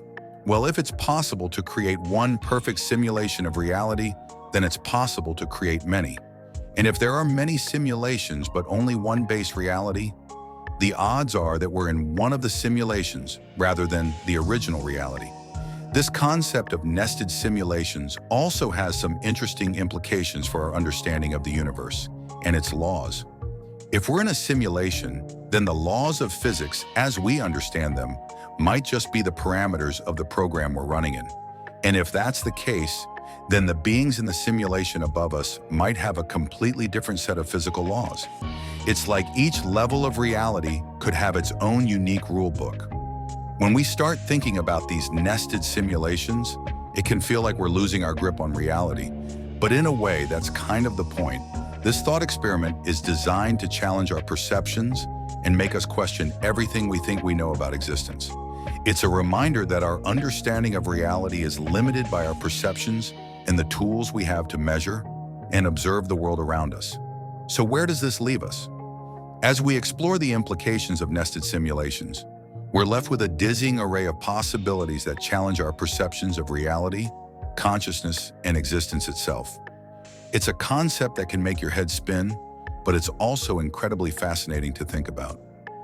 The vertigo of infinite regression. Just when you thought nested simulations couldn't get any more mind-bending, we're about to take a deeper dive into the concept of infinite regression. It's like looking into a mirror that's reflecting another mirror, creating an endless tunnel of reflections. But instead of mirrors, we're talking about layers of reality, each one nestled inside another, going on forever. This idea of infinite regression in nested simulations is enough to make your head spin, but it's also incredibly fascinating to think about. So how deep does this rabbit hole actually go? Well, that's the thing. It might not have a bottom at all. The concept of infinite regression suggests that each simulated reality could be running its own simulations, and those simulations could be running even more simulations, and so on, forever. It's like a never-ending chain of realities, each one contained within the last. This idea raises some pretty wild questions about the nature of existence itself. When we start thinking about infinite regression, we run into some serious philosophical and logical challenges. For one, it makes us question the very idea of a base reality. If every reality is just a simulation inside another simulation, how can we ever know if there's an original, non-simulated reality at all? It's like trying to find the first domino in an infinite line of falling dominoes. It just doesn't compute. But it gets even trippier when we start to look at how this concept relates to other ideas in math and science. Take fractals, for example. These are these cool mathematical patterns that repeat themselves at different scales, kind of like how a tree branch looks like a miniature version of the whole tree. In a way, infinite regression in nested simulations is like a fractal of reality itself. Each layer is a smaller version of the one above it, repeating the pattern over and over again. Mathematicians and philosophers have been scratching their heads over the concept of infinity for centuries, and infinite regression adds a whole new layer of complexity to their debates. Some argue that the very idea of infinite regression leads to paradoxes that challenge how we understand reality.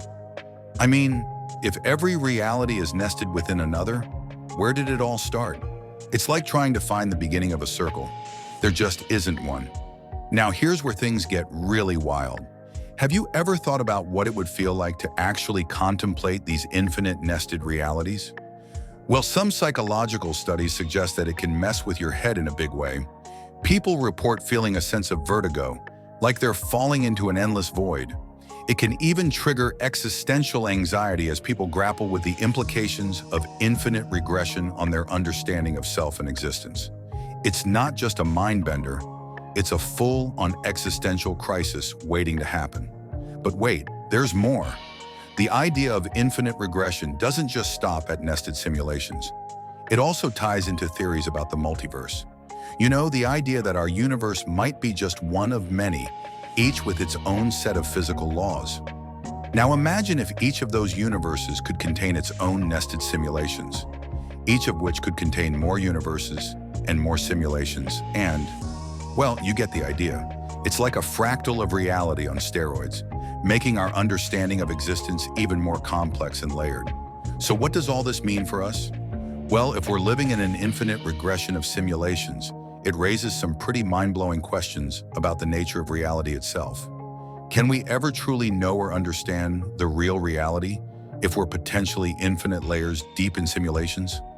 It's like trying to see the outside of a box when you're trapped inside it. And that box is inside another box, which is inside another box, and so on forever. This concept also challenges our ideas about cause and effect. In a normal, non-simulated world, we generally think that every effect has a cause.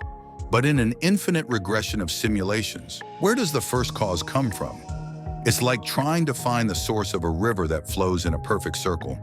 There is no beginning or end. And let's not forget about the implications for our understanding of consciousness and free will.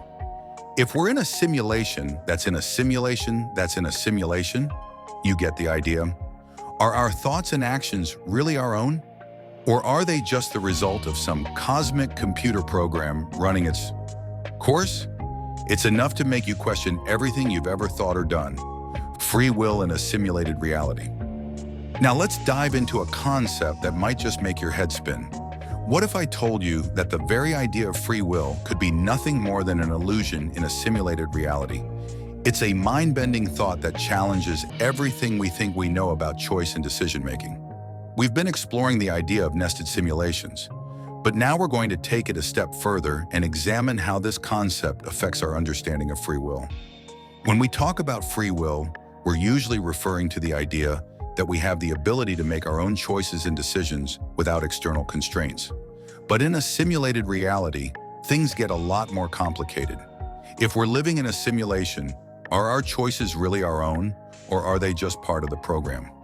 It's a question that philosophers have been grappling with for centuries, And it becomes even more complex when we consider the possibility of nested simulations. Think about it this way. If we're in a simulation that's being run by beings in another simulation, who's really making the decisions? Are our choices predetermined by the parameters of the simulation, or do we have some level of autonomy? It's enough to make your brain hurt, right? Philosophers have been debating this issue for a long time, and they've come up with some pretty interesting arguments. Some say that if we're in a simulation, our free will is essentially non-existent because everything we do is controlled by the beings running the simulation.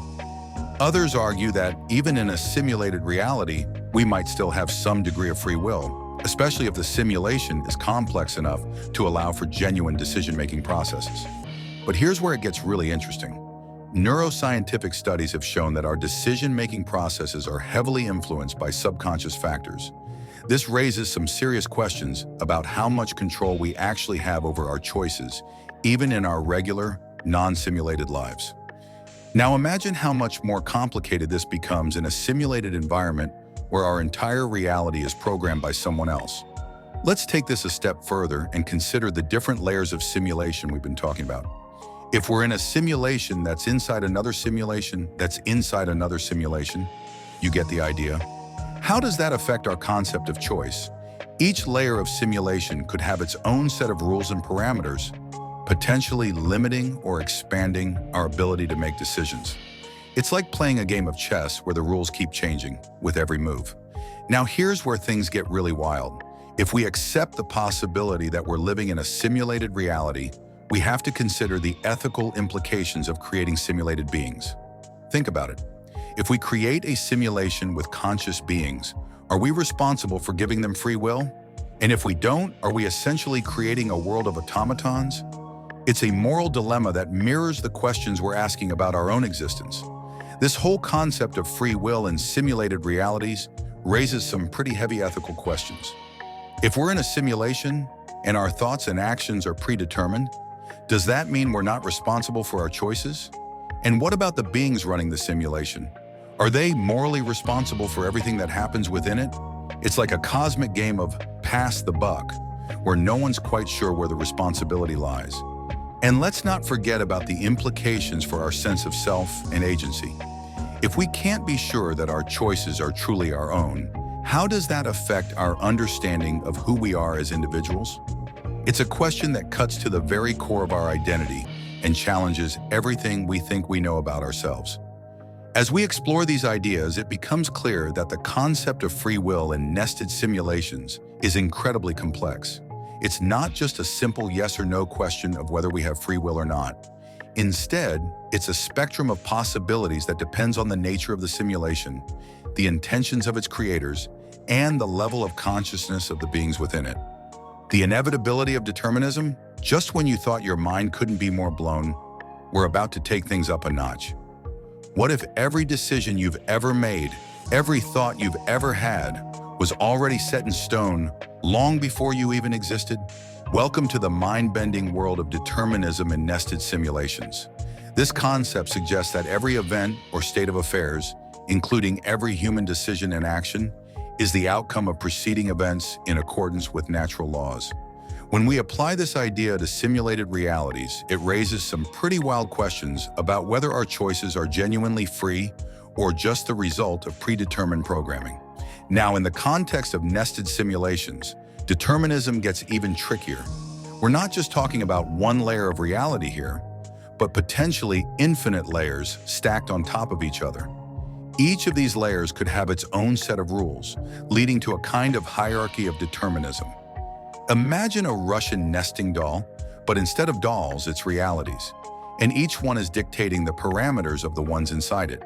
It's like a cosmic game of Simon Says, where the outermost reality calls all the shots. But here's where things get really interesting. In our reality, we have this thing called quantum mechanics that throws a wrench in the whole determinism idea. At the quantum level, particles behave in ways that are probabilistic rather than deterministic. It's like they're playing a cosmic game of chance rather than following a strict script. This introduces a level of uncertainty that challenges the idea of a fully predetermined universe. So now we've got to wonder, does this quantum uncertainty exist in all layers of simulated reality? Or is it just a feature of our particular simulation? The implications of a fully deterministic universe are pretty mind-boggling when you really think about it. If every action is predetermined by the simulation's parameters, what does that mean for moral responsibility? It's like we're all just actors following a script, but we don't know we're in a play. Can we really be held accountable for our actions if we're just following the programming laid out by the simulation? It's a question that's bound to keep philosophers up at night. Speaking of philosophers, they've been debating this free will versus determinism thing for ages. Some argue that even if determinism is true, we can still be held morally responsible for our actions if they align with our character and intentions. But in a nested simulation scenario, this gets even more complicated.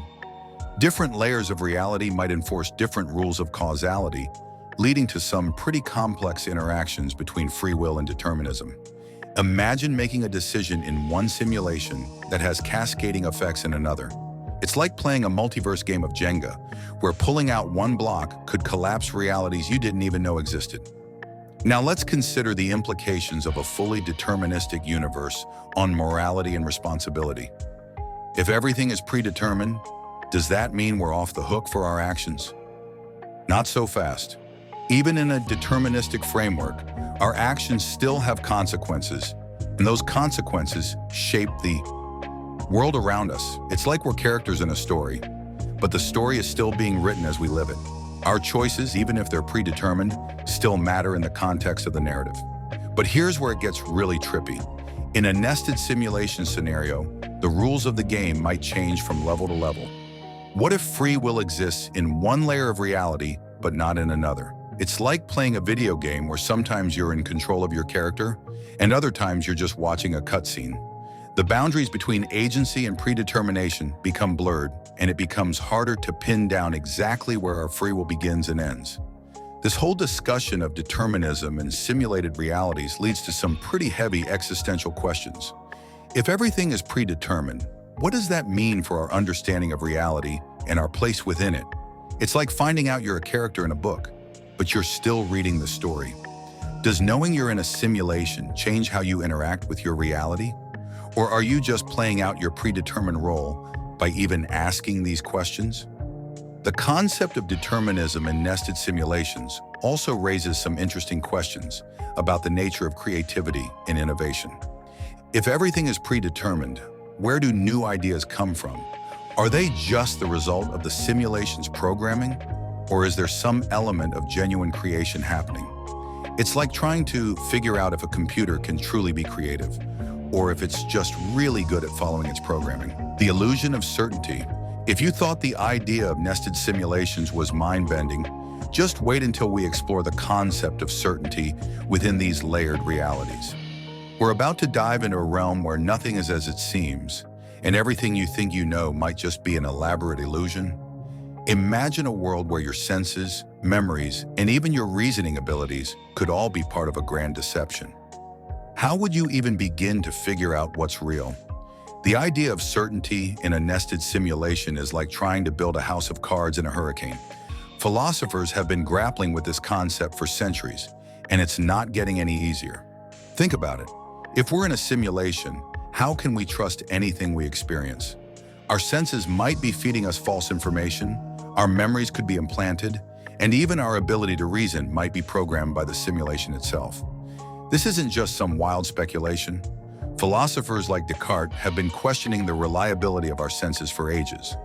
They've pointed out that our senses can deceive us, which means we can't be absolutely certain about the external world. It's like when you're dreaming and everything feels so real until you wake up. How do we know we're not in a similar situation right now? And it gets even wilder. There's this mind-bending concept called last Thursdayism that suggests the past might not even exist as we remember it. Imagine if everything you think you know about history, including your own personal history, was just created last Thursday. It sounds crazy, but how could you prove it's not true? This thought experiment really drives home how fragile our knowledge is and how difficult it is to establish certainty about our experiences. But wait, there's more. The Boltzmann brain thought experiment takes things to a whole new level of uncertainty. It proposes that our consciousness could just be a random fluctuation in the universe. Think about that for a second. What if everything you're experiencing right now, including reading this script, is just a momentary blip of consciousness in an otherwise chaotic universe? How could you possibly trust your perceptions if they could be the result of pure chance rather than reality? Now let's throw nested simulations into this mix of uncertainty. If we're in a simulation that's nested within other simulations, each layer could have its own set of rules and parameters. What counts as true in one layer might be completely false in another. It's like trying to play a game where the rules keep changing every few minutes. How could you ever be sure you're doing the right thing? And here's where it gets really trippy. What if the beings running our simulation are themselves uncertain about their own reality? They might be programming us based on flawed or incomplete information. It's like the blind leading the blind, but on a cosmic scale. The Chinese room thought experiment adds another layer of complexity to this whole mess. It challenges the idea that processing information is the same as understanding it. In the context of nested simulations, this raises some mind-bending questions. Even if we could somehow access the code of our simulation, would we truly understand it? Or would we be like the person in the Chinese room, just following instructions without really grasping what's going on? Epistemology, which is the fancy term for the study of knowledge, tells us that our understanding is shaped by our context and experiences. But in a nested simulation, our context and experiences could be completely artificial. It's like trying to understand the ocean by looking at a fish tank. You might get some ideas, but you're missing the big picture. And let's not forget about the potential for glitches or inconsistencies in these nested simulations. If you've ever played a video game, you know that even the most well-designed worlds can have bugs. Now imagine those bugs affecting your entire reality. A glitch in the simulation could cause you to experience something that contradicts everything you thought you knew. How would you reconcile that? The concept of hallucinatory reality suggests that our perception of the world is just a construction of our brains, shaped by sensory input and past experiences. In a nested simulation, this takes on a whole new meaning.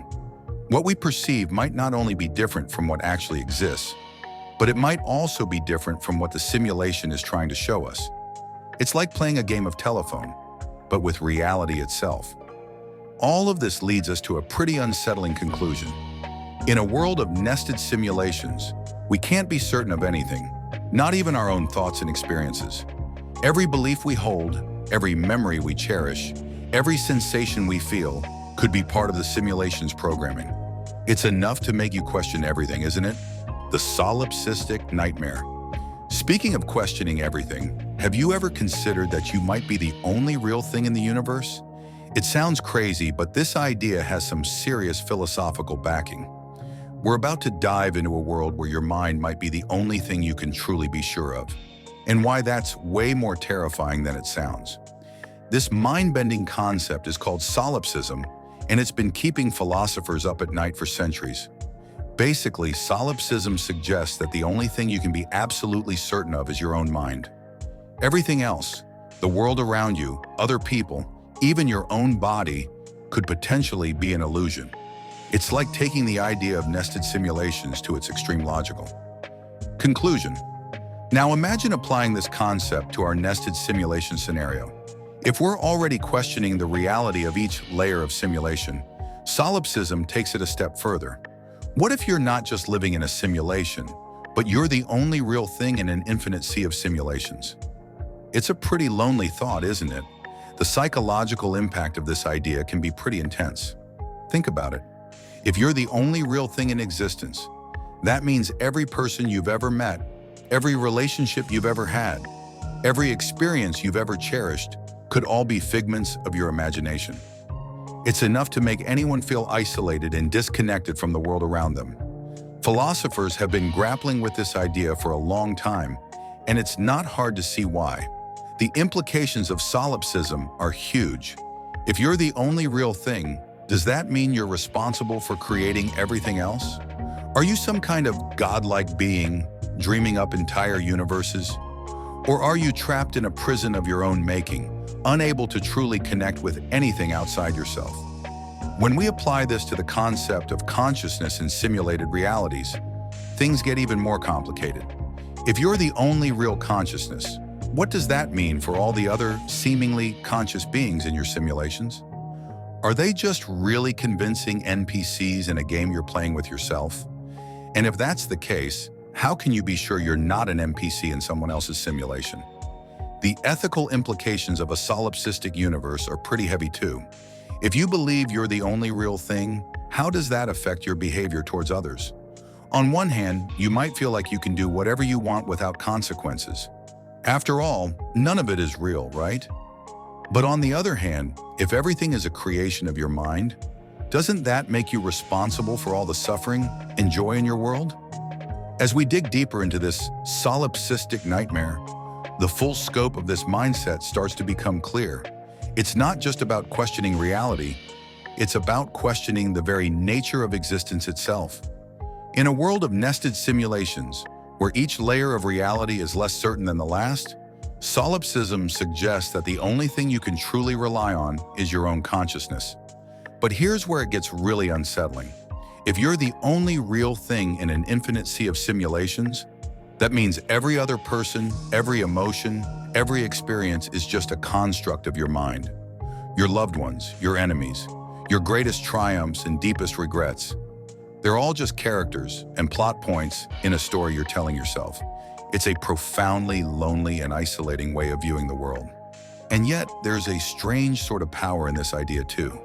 If everything is a creation of your mind, doesn't that mean you have the ability to shape and change your reality? Maybe you're not trapped in a solipsistic nightmare, but actually living in a universe of infinite possibilities, limited only by your imagination. Of course, this is all theoretical. We can't prove or disprove solipsism any more than we can prove or disprove that we're living in a simulation. But thinking about these ideas can change the way we view our world and our place in it. It challenges us to question our assumptions and consider possibilities we might never have imagined otherwise. Dreaming of simulations. If you've ever had a dream so vivid you weren't sure if you were awake, you've experienced a taste of what it might be like to navigate between simulated realities. Dreams have fascinated humans for millennia, and their connection to our concept of reality runs deeper than you might think. In fact, the state of dreaming might be our brain's way of preparing us for the possibility of nested realities. Dreams challenge our perception of reality in ways that are strikingly similar to the concept of nested simulations. When we're dreaming, we often experience scenarios that feel completely real, even if they defy the laws of physics or logic that govern our waking world. This blurring of the lines between what's real and what's imagined is a key feature of both dreams and simulated realities. One of the most intriguing aspects of dreaming is the phenomenon of lucid dreaming.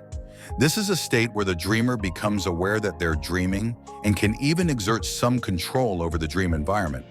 It's almost like becoming a programmer within your own simulated reality. Studies have shown that during lucid dreams, our brains exhibit increased activity in areas associated with self-awareness and decision-making. This suggests that the experience of dreaming can actually mimic aspects of waking life, further blurring the line between different states of consciousness. The way dreams mess with our perception of time and space is another parallel to the concept of nested simulations. In dreams, we often experience scenarios where the normal rules of reality don't apply. You might find yourself in your childhood home one moment, then suddenly you're at work, but it doesn't look like your actual workplace. This fluidity of reality in dreams is similar to how we might imagine moving between different levels of nested simulations, where the rules and parameters of each level could be entirely different. Throughout history, different cultures have had fascinating perspectives on the significance of dreams. Many societies view dreams as messages from the divine or windows into the future. This belief underscores the idea that dreams can shape our understanding of reality, influencing how we perceive and interact with the world around us. In a way, these cultural interpretations of dreams are like early attempts to understand the concept of multiple realities or simulations. Scientists have been trying to figure out the function of dreams for a long time, and some of their theories are pretty interesting when we think about them in the context of nested simulations. For example, research suggests that REM sleep, which is when we have our most vivid dreams, plays a crucial role in memory consolidation and emotional processing. It's like our brains are running a nightly simulation, to integrate our experiences and emotions from the day. This process of consolidation and integration could be seen as a sort of internal nested simulation, where our brains create a virtual space to process and store information from our waking reality. The psychological impact of dreaming, especially lucid dreaming, can lead to some pretty wild altered states of consciousness. Some researchers argue that engaging with our dreams can boost creativity and problem-solving skills. It's almost like our dream state serves as a testing ground or a sandbox where we can explore different possibilities and solutions without the constraints of waking reality. This idea of dreams as a problem-solving tool fits nicely with the concept of nested simulations, where each level of reality could potentially be used to model and solve problems from other levels. When we look at the historical interpretations of dreams, we see that they've been viewed as everything from omens to reflections of our inner thoughts. This cultural significance highlights the profound connections between dreaming and our understanding of reality. Dreams often serve as a mirror to our subconscious fears and desires, reflecting aspects of ourselves and our experiences that we might not be fully aware of in our waking lives. In the context of nested simulations, we could think of dreams as a kind of interface between different levels of reality, allowing us to access and process information from deeper layers of consciousness. The parallels between entering a dream state and the concept of nested realities are pretty mind-bending when you think about it. Both involve a shift in consciousness, a change in the rules of reality, and the potential for increased self-awareness and control. Just as we might imagine navigating between different levels of nested simulations, we transition between waking reality and the dream world every night. And just like in a nested simulation, the experiences we have in our dreams can feel completely real while we're in them, only to dissolve away when we wake up. Time in a nested universe.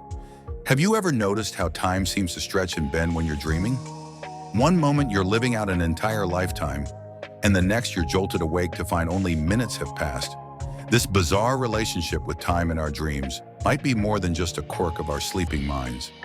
It could be a glimpse into how time works in a nested universe. When we start thinking about time in the context of nested simulations, things get real trippy real fast. Imagine a stack of realities, each one running at a different speed. In one layer, a second might feel like an hour, while in another, entire centuries could zip by in the blink of an eye. It's like having a bunch of clocks all ticking at different speeds, but somehow they're all supposed to sync up in the end. This isn't just some far-out sci-fi concept either. Physicists have been scratching their heads over the nature of time for ages. See, the laws of physics don't actually require time to flow in one direction. That's kind of mind-blowing when you think about it. We're so used to time marching forward. But what if that's just how our particular simulation is set up? There's this wild idea called temporal reversal that suggests time could theoretically move backward under certain conditions. It's like hitting the rewind button on reality. This concept challenges everything we think we know about cause and effect. Imagine a world where you remember the future and forget the past. It's enough to make your brain do somersaults. But wait, it gets even weirder. In quantum mechanics, particles can exist in multiple states at once until they're observed. It's like they're playing a cosmic game of hide and seek with time itself. This superposition stuff messes with our whole idea of cause and effect.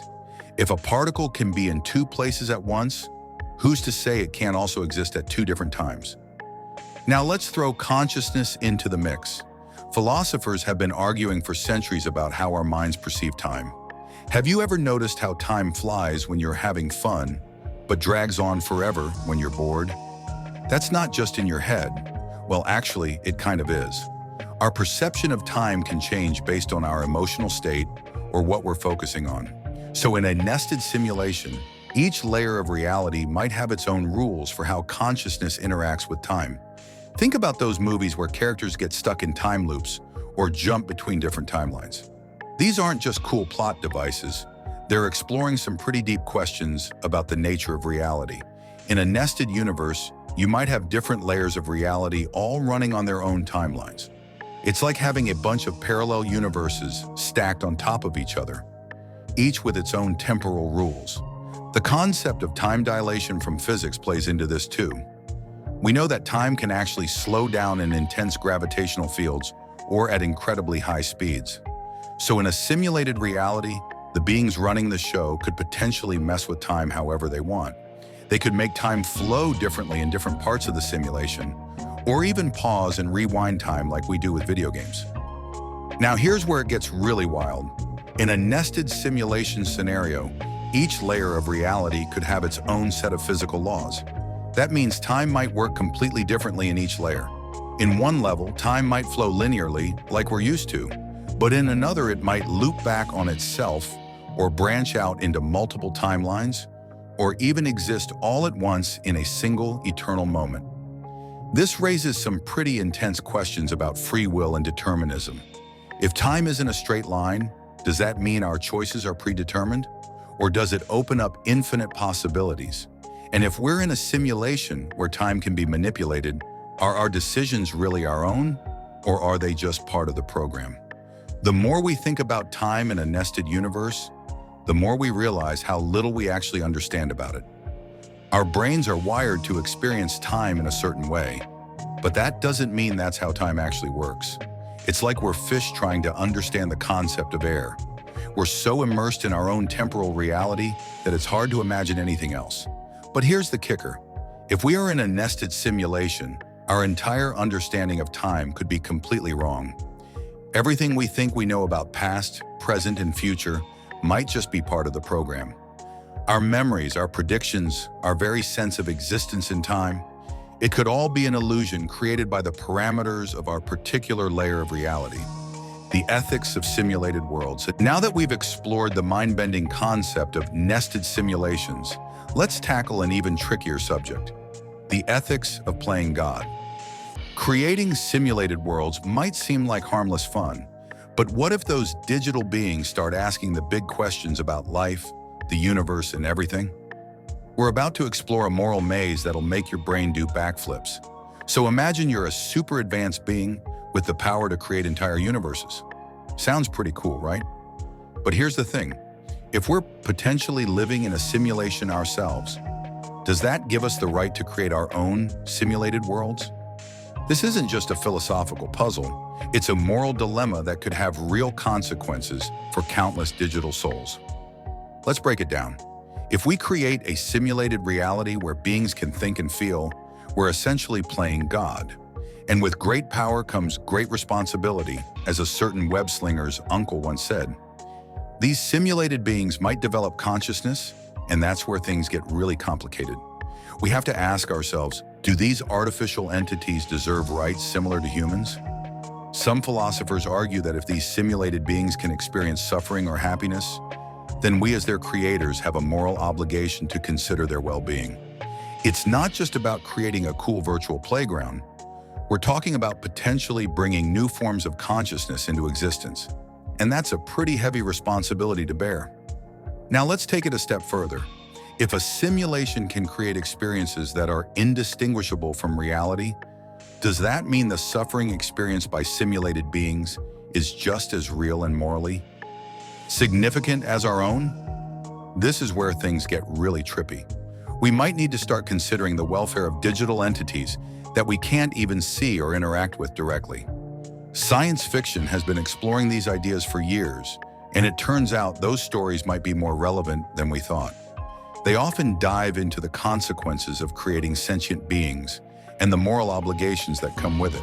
It's like we've been preparing ourselves for this ethical dilemma through our entertainment without even realizing it. Here's another mindbender for you: the concept of a utility monster. This thought experiment challenges the idea of fairness when it comes to happiness. Imagine creating a being that can experience pleasure at an insane level, way more than any human could. Is it right to prioritize that one being's happiness over many others? This raises some serious questions about how we distribute resources and happiness in a simulated world. Ethicists are starting to realize we need a framework to figure out the rights of artificial entities. If these simulated beings can think and feel, shouldn't they be given some kind of protection? It's not like we can just pull the plug on an entire universe of conscious beings without some serious moral implications. But wait, it gets even more complicated. What if there are different levels of simulation, each with its own set of ethical standards? The moral obligations of creators might change depending on how deep into the simulation and rabbit hole we go. It's like trying to apply the rules of checkers to a game of 3D chess. The complexity increases exponentially with each layer. And let's not forget about the potential for simulated suffering. If we create a world where beings can experience pain and distress, are we responsible for every stubbed toe and broken heart in that universe? It's enough to make you want to stick to simple games like Tetris instead of playing Cosmic Architect. On the flip side, what about simulated happiness? If we could create a utopia where everyone lives in bliss, would that justify the creation of artificial beings? Or would we be robbing them of the full spectrum of experiences that make life meaningful? These are the kinds of questions that keep ethicists up at night, and now they're probably going to keep you up too. The more we think about it, the more we realize that the ethics of simulated worlds are incredibly complex. It's not just about whether we can create these realities, but whether we should. And if we do, what responsibilities do we have to the beings within them? It's like being a parent to an entire universe. Talk about pressure, density, and a layered reality. All right, let's switch gears and dive into something that'll really make your head spin. We've been talking about nested simulations and playing Cosmic Parent, but now it's time to get personal, like really personal. Have you ever stopped to wonder if the you reading this right now is the only version of yourself? In a world of layered realities and nested simulations, your sense of self might be more fragmented than you think. Think about it for a second. If we're living in a simulation, and that simulation is nested within another simulation, and so on, there could potentially be infinite versions of you scattered across these different layers of reality. It's like looking into one of those infinity mirrors where your reflection goes on forever, except each reflection is a slightly different version of you. Mind-bending, right? This isn't just some far-out sci-fi concept. Philosophers and scientists have been grappling with questions of personal identity for centuries, and the idea of nested simulations adds a whole new layer of complexity to the mix.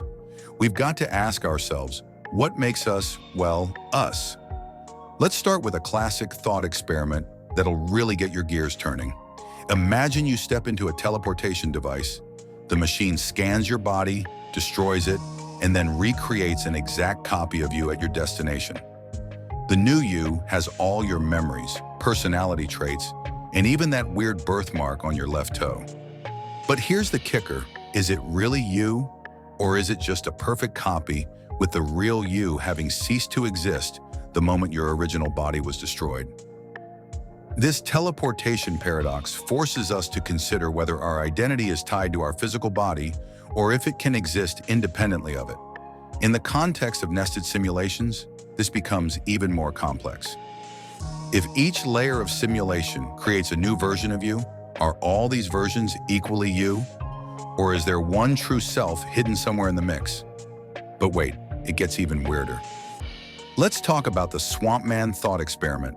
Imagine a bolt of lightning strikes a swamp and by sheer coincidence, creates an exact replica of you, down to the last neuron. This Swamp Man has all your memories and personality traits, but it hasn't actually lived through any of those experiences. It's just a cosmic coincidence that it exists. So, is Swampman you, or is it an imposter with a fabricated past? In the context of nested simulations, this raises some pretty wild questions. If each layer of simulation creates a new version of you, complete with memories and personality, how do you know which experiences are real and which are simulated? For all you know, you could be a Swamp Man-like creation in one of these simulated realities, with all your memories and experiences being nothing more than complex programming. Now you might be thinking, hold up, I know who I am. I have a consistent sense of self. But here's the thing. Philosophers argue that personal identity might not be as solid and unchanging as we think. Instead, they suggest it might be more like a series of overlapping states, kind of like frames in a film. Each frame is slightly different, but when you play them in sequence, you get the illusion of continuous motion, or in this case, a continuous self. This idea of a fluid, ever-changing identity fits pretty well with what psychologists have discovered about how we form our sense of self. Our identities are shaped by a whole bunch of factors: our social interactions, personal experiences, cultural context, and more. And these factors are constantly changing, which means our identities are always evolving too. So in a nested simulation scenario, each layer of reality could be influencing and shaping your identity in different ways. The you in one layer might have had different experiences, made different choices, or been influenced by different factors than the you in another layer. It's like having multiple versions of yourself, each shaped by the unique parameters of its simulated reality. But here's where it gets really trippy. If there are multiple versions of you spread across different layers of simulated reality, what does that mean for the authenticity of your experiences? Are your thoughts, feelings, and memories any less real just because they might be happening in a simulation? And if there are multiple yous having different experiences, which one is the real you? This isn't just a philosophical exercise either. The concept of multiple selves or parallel lives pops up all over the place in literature and pop culture. We love stories about characters grappling with different versions of themselves across alternate timelines or realities. Maybe that's because, on some level, we all sense the fluid, multifaceted nature of our own identities. And let's not forget about concepts like reincarnation or parallel universes.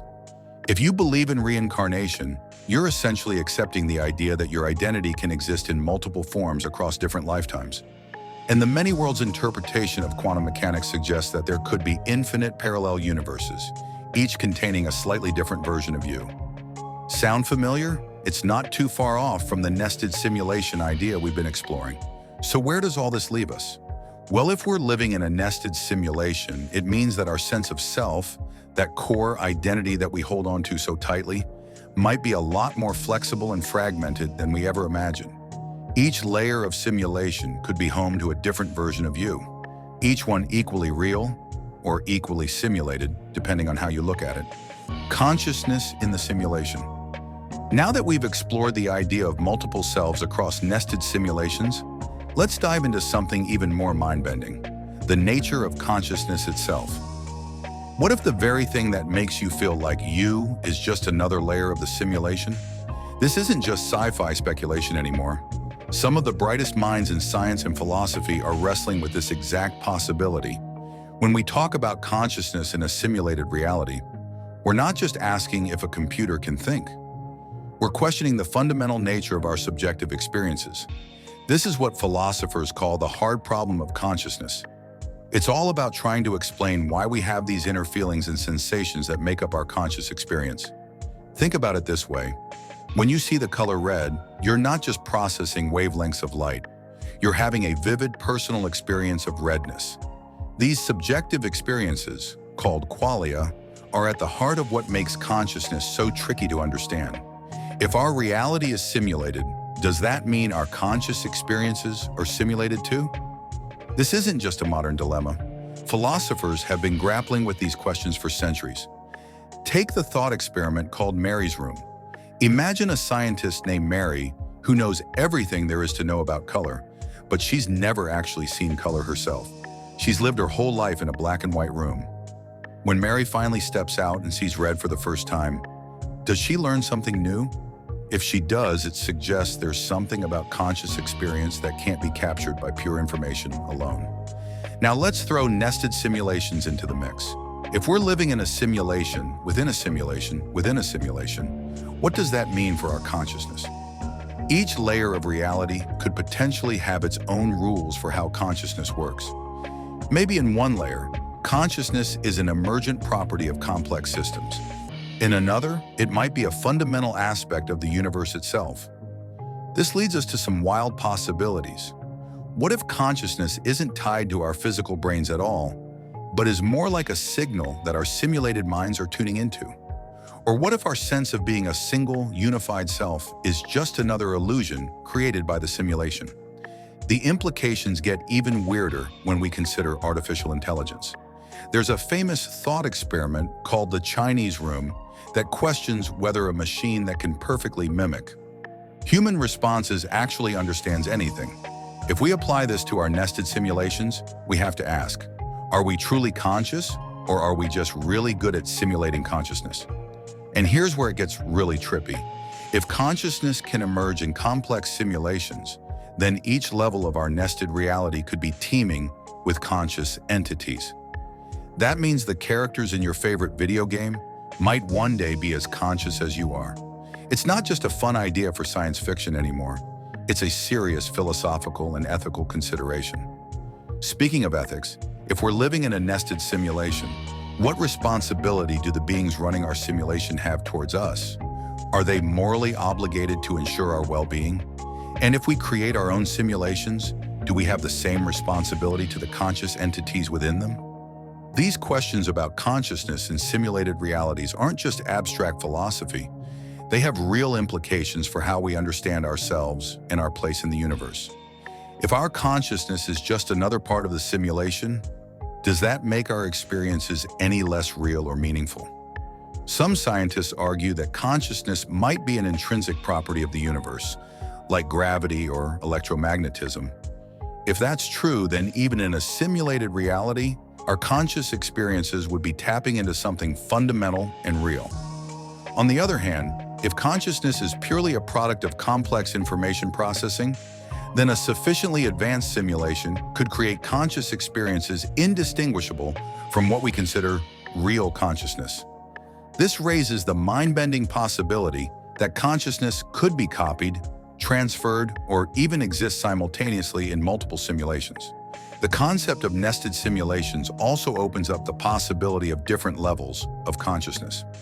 Maybe the consciousness we experience is just a simplified version of a much more complex and rich form of awareness that exists in higher levels of reality. Our entire universe could be the equivalent of a dream in the mind of a vastly more conscious being. Redefining the universe.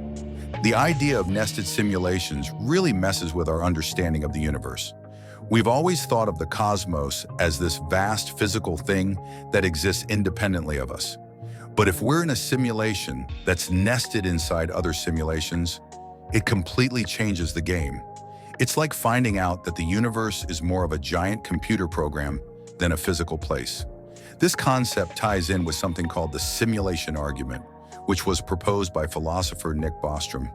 He basically said that if advanced civilizations can create really convincing simulations, there's a good chance we're living in one of them.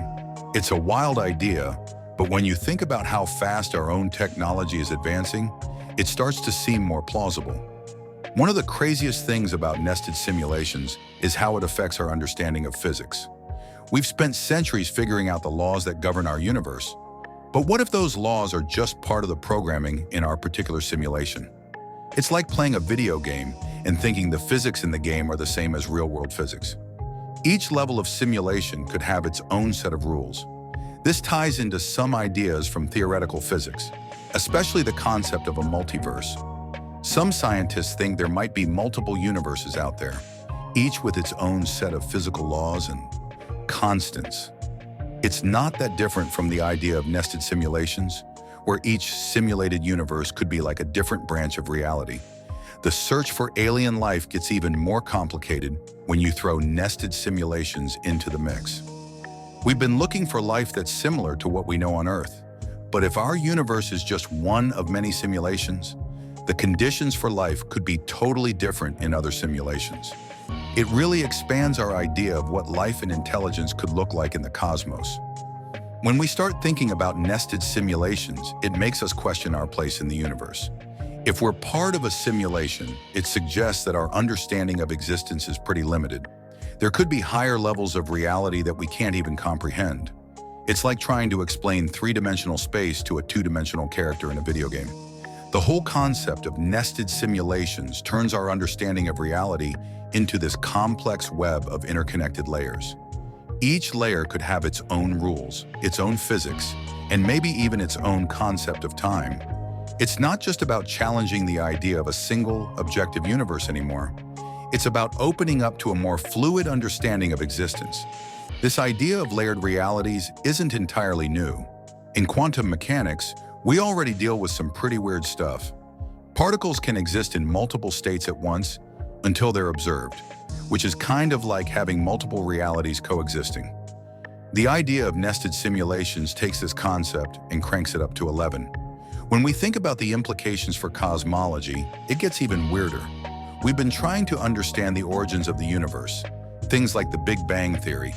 But in a nested simulation scenario, the beginning of our universe could just be when someone hit the start button on the simulation. It's like trying to figure out the origin of a video game world by studying the game itself, without realizing there's a whole other reality outside the game. The concept of nested simulations also messes with our ideas about the fundamental nature of reality. We've always thought of reality as something solid and unchanging, but if we're in a simulation, reality becomes more like software that can be updated or changed. It's a bit like how a game developer can push out updates that change the rules of the game world. This idea has some pretty big implications for our search for the truth about the universe. If we're in a simulation, can we ever really know the true nature of reality, or are we just limited to understanding the particular simulation we're in? It's like being a character in a book trying to understand the nature of literature. The nested simulation concept also raises some interesting questions about the nature of consciousness. If our entire universe is just a simulation in some higher being's mind, what does that mean for our own consciousness? Are we just really complex programs? Or is there something more to our awareness? When we start thinking about all these layers of reality, it can make our heads spin. But it also opens up some exciting possibilities. If there are multiple levels of reality, each with its own rules, it suggests that the nature of existence is far more diverse and complex than we ever imagined. It's like discovering that there's not just one book, but an entire library of different stories, each with its own unique world and rules. This shift in perspective required by the idea of nested simulations is pretty profound. It's not just about questioning what we know about the universe. It's about questioning the very nature of reality itself. We go from thinking of the universe as this fixed physical thing to seeing it as a fluid, changeable construct. It's a complete paradigm shift in how we view our existence and our place in the cosmos. The mind-melting effect. All right, let's dive into the mind-melting effects of these nested simulation concepts. When we try to sleep on these mind-bending ideas, our brains don't just shut off. In fact, contemplating nested simulations before bed can lead to some pretty wild experiences. Have you ever wondered how these cosmic concepts could reshape your dreams or even your waking reality? It turns out that when we start grappling with the idea of nested simulations, our brains go into overdrive. These concepts can actually induce a sense of unreality or existential anxiety. It's not just about understanding these ideas intellectually, they can mess with your head in some pretty intense ways. Imagine trying to fall asleep while your mind is wrestling with the notion that everything you know might be a simulation within a simulation within a simulation. It's enough to make anyone feel a little disoriented and confused. But here's where things get really interesting.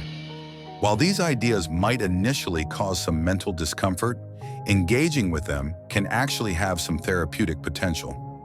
When we explore these philosophical concepts, we're not just playing mind games. We're giving ourselves the opportunity to confront our own beliefs and fears. This kind of deep dive into the nature of reality can lead to a more profound understanding of our own existence. It's like we're stretching our minds to their limits, and in the process, we might actually find some relief from that existential anxiety we were feeling earlier. Now, it's important to note that not everyone reacts to these mind-bending ideas in the same way. Different personality types might have totally different experiences when confronted with the concept of nested simulations. For example, people who are naturally more open to new experiences might find these ideas totally fascinating and stimulating. They might get a real kick out of exploring all the possibilities and implications. On the other hand, folks who prefer more stable and concrete ideas might feel pretty uncomfortable or anxious when faced with these concepts. It's all about how our individual minds are wired to process these kinds of existential questions. But let's talk about what happens when we actually try to sleep on these ideas. Research shows that contemplating complex concepts like nested simulations before bed can have a significant impact on our dreams and sleep quality. You might find yourself having more vivid dreams or experiencing altered states of consciousness as your brain tries to process these challenging ideas during sleep. It's like your mind is using your dream state as a playground to explore these concepts further. And it's not just our dreams that can be affected. Pondering nested realities can actually lead to altered states of consciousness even when we're awake. Some people report feeling a profound sense of connection to the universe, or experiencing a shift in their perception of self and reality. It's like these ideas are breaking down the barriers of our normal perception and allowing us to see the world in a completely different way. Think about it. When we start questioning the very nature of reality itself, we're creating a kind of feedback loop of anxiety and curiosity. We might start to question our own existence and the nature of everything around us. It's like we're caught in a philosophical thought experiment that we can't escape from. But here's the thing. This mental exercise isn't just an academic pursuit. It's actually allowing us to confront our deepest fears and uncertainties. And that's where the real growth happens. By engaging with these mind-bending ideas, we're not just torturing ourselves with existential questions. We're actually giving ourselves the opportunity for personal growth and a deeper understanding of our own beliefs. It's like we're pushing our minds to their limits, and in the process, we're expanding our understanding of ourselves and the world around us. Simulations in pop culture. The concept of nested simulations has taken popular culture by storm, and we've seen it explored in all sorts of movies, books, and games over the years. It's like our collective imagination is trying to wrap itself around these mind-bending ideas and express them through entertainment and art. We see this fascination play out across different media, each putting their own unique spin on the concept of layered realities. One of the most famous examples is, of course, The Matrix, which came out in 1999 and completely changed the game when it comes to how we think about reality in movies. The Wachowskis created this dystopian future where humanity is trapped in a simulated reality without even knowing it. And it's wild to think about how much this movie has shaped our understanding of philosophical concepts like perception and the nature of reality. It's not just a movie anymore, it's become a cultural touchstone that we use to talk about these big ideas. But The Matrix isn't the only place we see these concepts pop up in literature. We have writers like Jorge Luis Borges, who wrote The Library of Babel, which is this crazy story about an infinite library that contains every possible book you could imagine. It's not exactly about nested simulations, but it deals with similar themes of overwhelming possibilities and the nature of knowledge and existence. It's like Borges is saying, hey, what if every possible outcome already exists somewhere out there in some form? And that's not too far off from the idea of nested realities, where every choice we make spawns a new layer of simulation. Video games have also gotten in on the action, and it makes sense, right? Because games are already a kind of simulation themselves. We've got titles like The Stanley Parable and BioShock Infinite that really play with the ideas of choice and reality in some pretty mind-bending ways. These games let you experience the consequences of your decisions in a simulated environment, which is pretty meta. When you think about it, it's like you're playing a game about being in a game, and it raises all these questions about free will and determinism within these nested simulations. What's really interesting is how these portrayals in pop culture often end up raising the same kinds of philosophical questions that actual philosophers and scientists grapple with. It's like art is imitating life, but also helping us understand these complex ideas in a more accessible way. We see creators like the Wachowskis talking about how they were inspired by philosophical texts and theories, especially those related to simulation and reality. And it's cool to see how they translate these heavy concepts into something visual and engaging that reaches a wider audience. The impact of movies like The Matrix on popular culture has been huge. It's not just entertainment anymore. It sparked all these discussions about the nature of reality and whether our experiences might be fabricated in some way. It's led to this increased public interest in philosophical questions about existence and consciousness, which is pretty amazing when you think about it. A sci-fi action movie got people thinking about some really deep stuff. Over time, we've seen the portrayal of these ideas evolve as technology has advanced, and our understanding of things like AI and virtual reality has grown early. Science fiction might have dealt with more basic concepts of alternate realities, but now we're seeing stories that incorporate really advanced AI and complex virtual worlds. It's like our fiction is keeping pace with our technological progress and our growing fascination with the implications of these technologies for human experience. One thing that's really cool about these portrayals in pop culture is how they often express this desire to challenge our perceptions of reality. The creators behind these stories and games seem to want us to question our own experiences and the nature of our existence, which lines up pretty well with those philosophical thought experiments about simulated realities. It's like they're saying, hey, don't just accept things at face value. Think about what's really going on here. And it's not just about entertaining us or blowing our minds. These stories and games can actually have a pretty profound effect on how we think about reality and our place in it. They can make us more open to questioning our assumptions and considering different perspectives on existence, which is pretty powerful when you think about it. It's like pop culture is serving as this bridge between complex philosophical ideas and everyday life, making these concepts more accessible and relatable to a wider audience. What's really fascinating is how these ideas have kind of seeped into our collective consciousness. We see references to the Matrix or similar concepts popping up all over the place in memes, in casual conversations, even in political discourse. It's like we've internalized this idea that reality might not be what it seems, and we're using it as a framework to understand and talk about all sorts of things in our lives. It's pretty wild how a philosophical concept can become so deeply embedded in our culture. Conclusion. As we wrap up our mind-bending journey through nested simulations, we're left with a profound realization that challenges everything we thought we knew about reality. Our experiences, whether we're awake or dreaming, might just be part of a larger simulation. This idea isn't just some sci-fi concept anymore. It's a serious philosophical question that makes us wonder about the very nature of our existence. And it's not just about us as individuals. It raises some pretty heavy ethical questions about the responsibilities of those who might be creating these simulations. It's wild to think that our understanding of reality could be way more complex than we ever imagined. So tonight, as you're drifting off to sleep, remember that your dreams might just be another layer of simulation.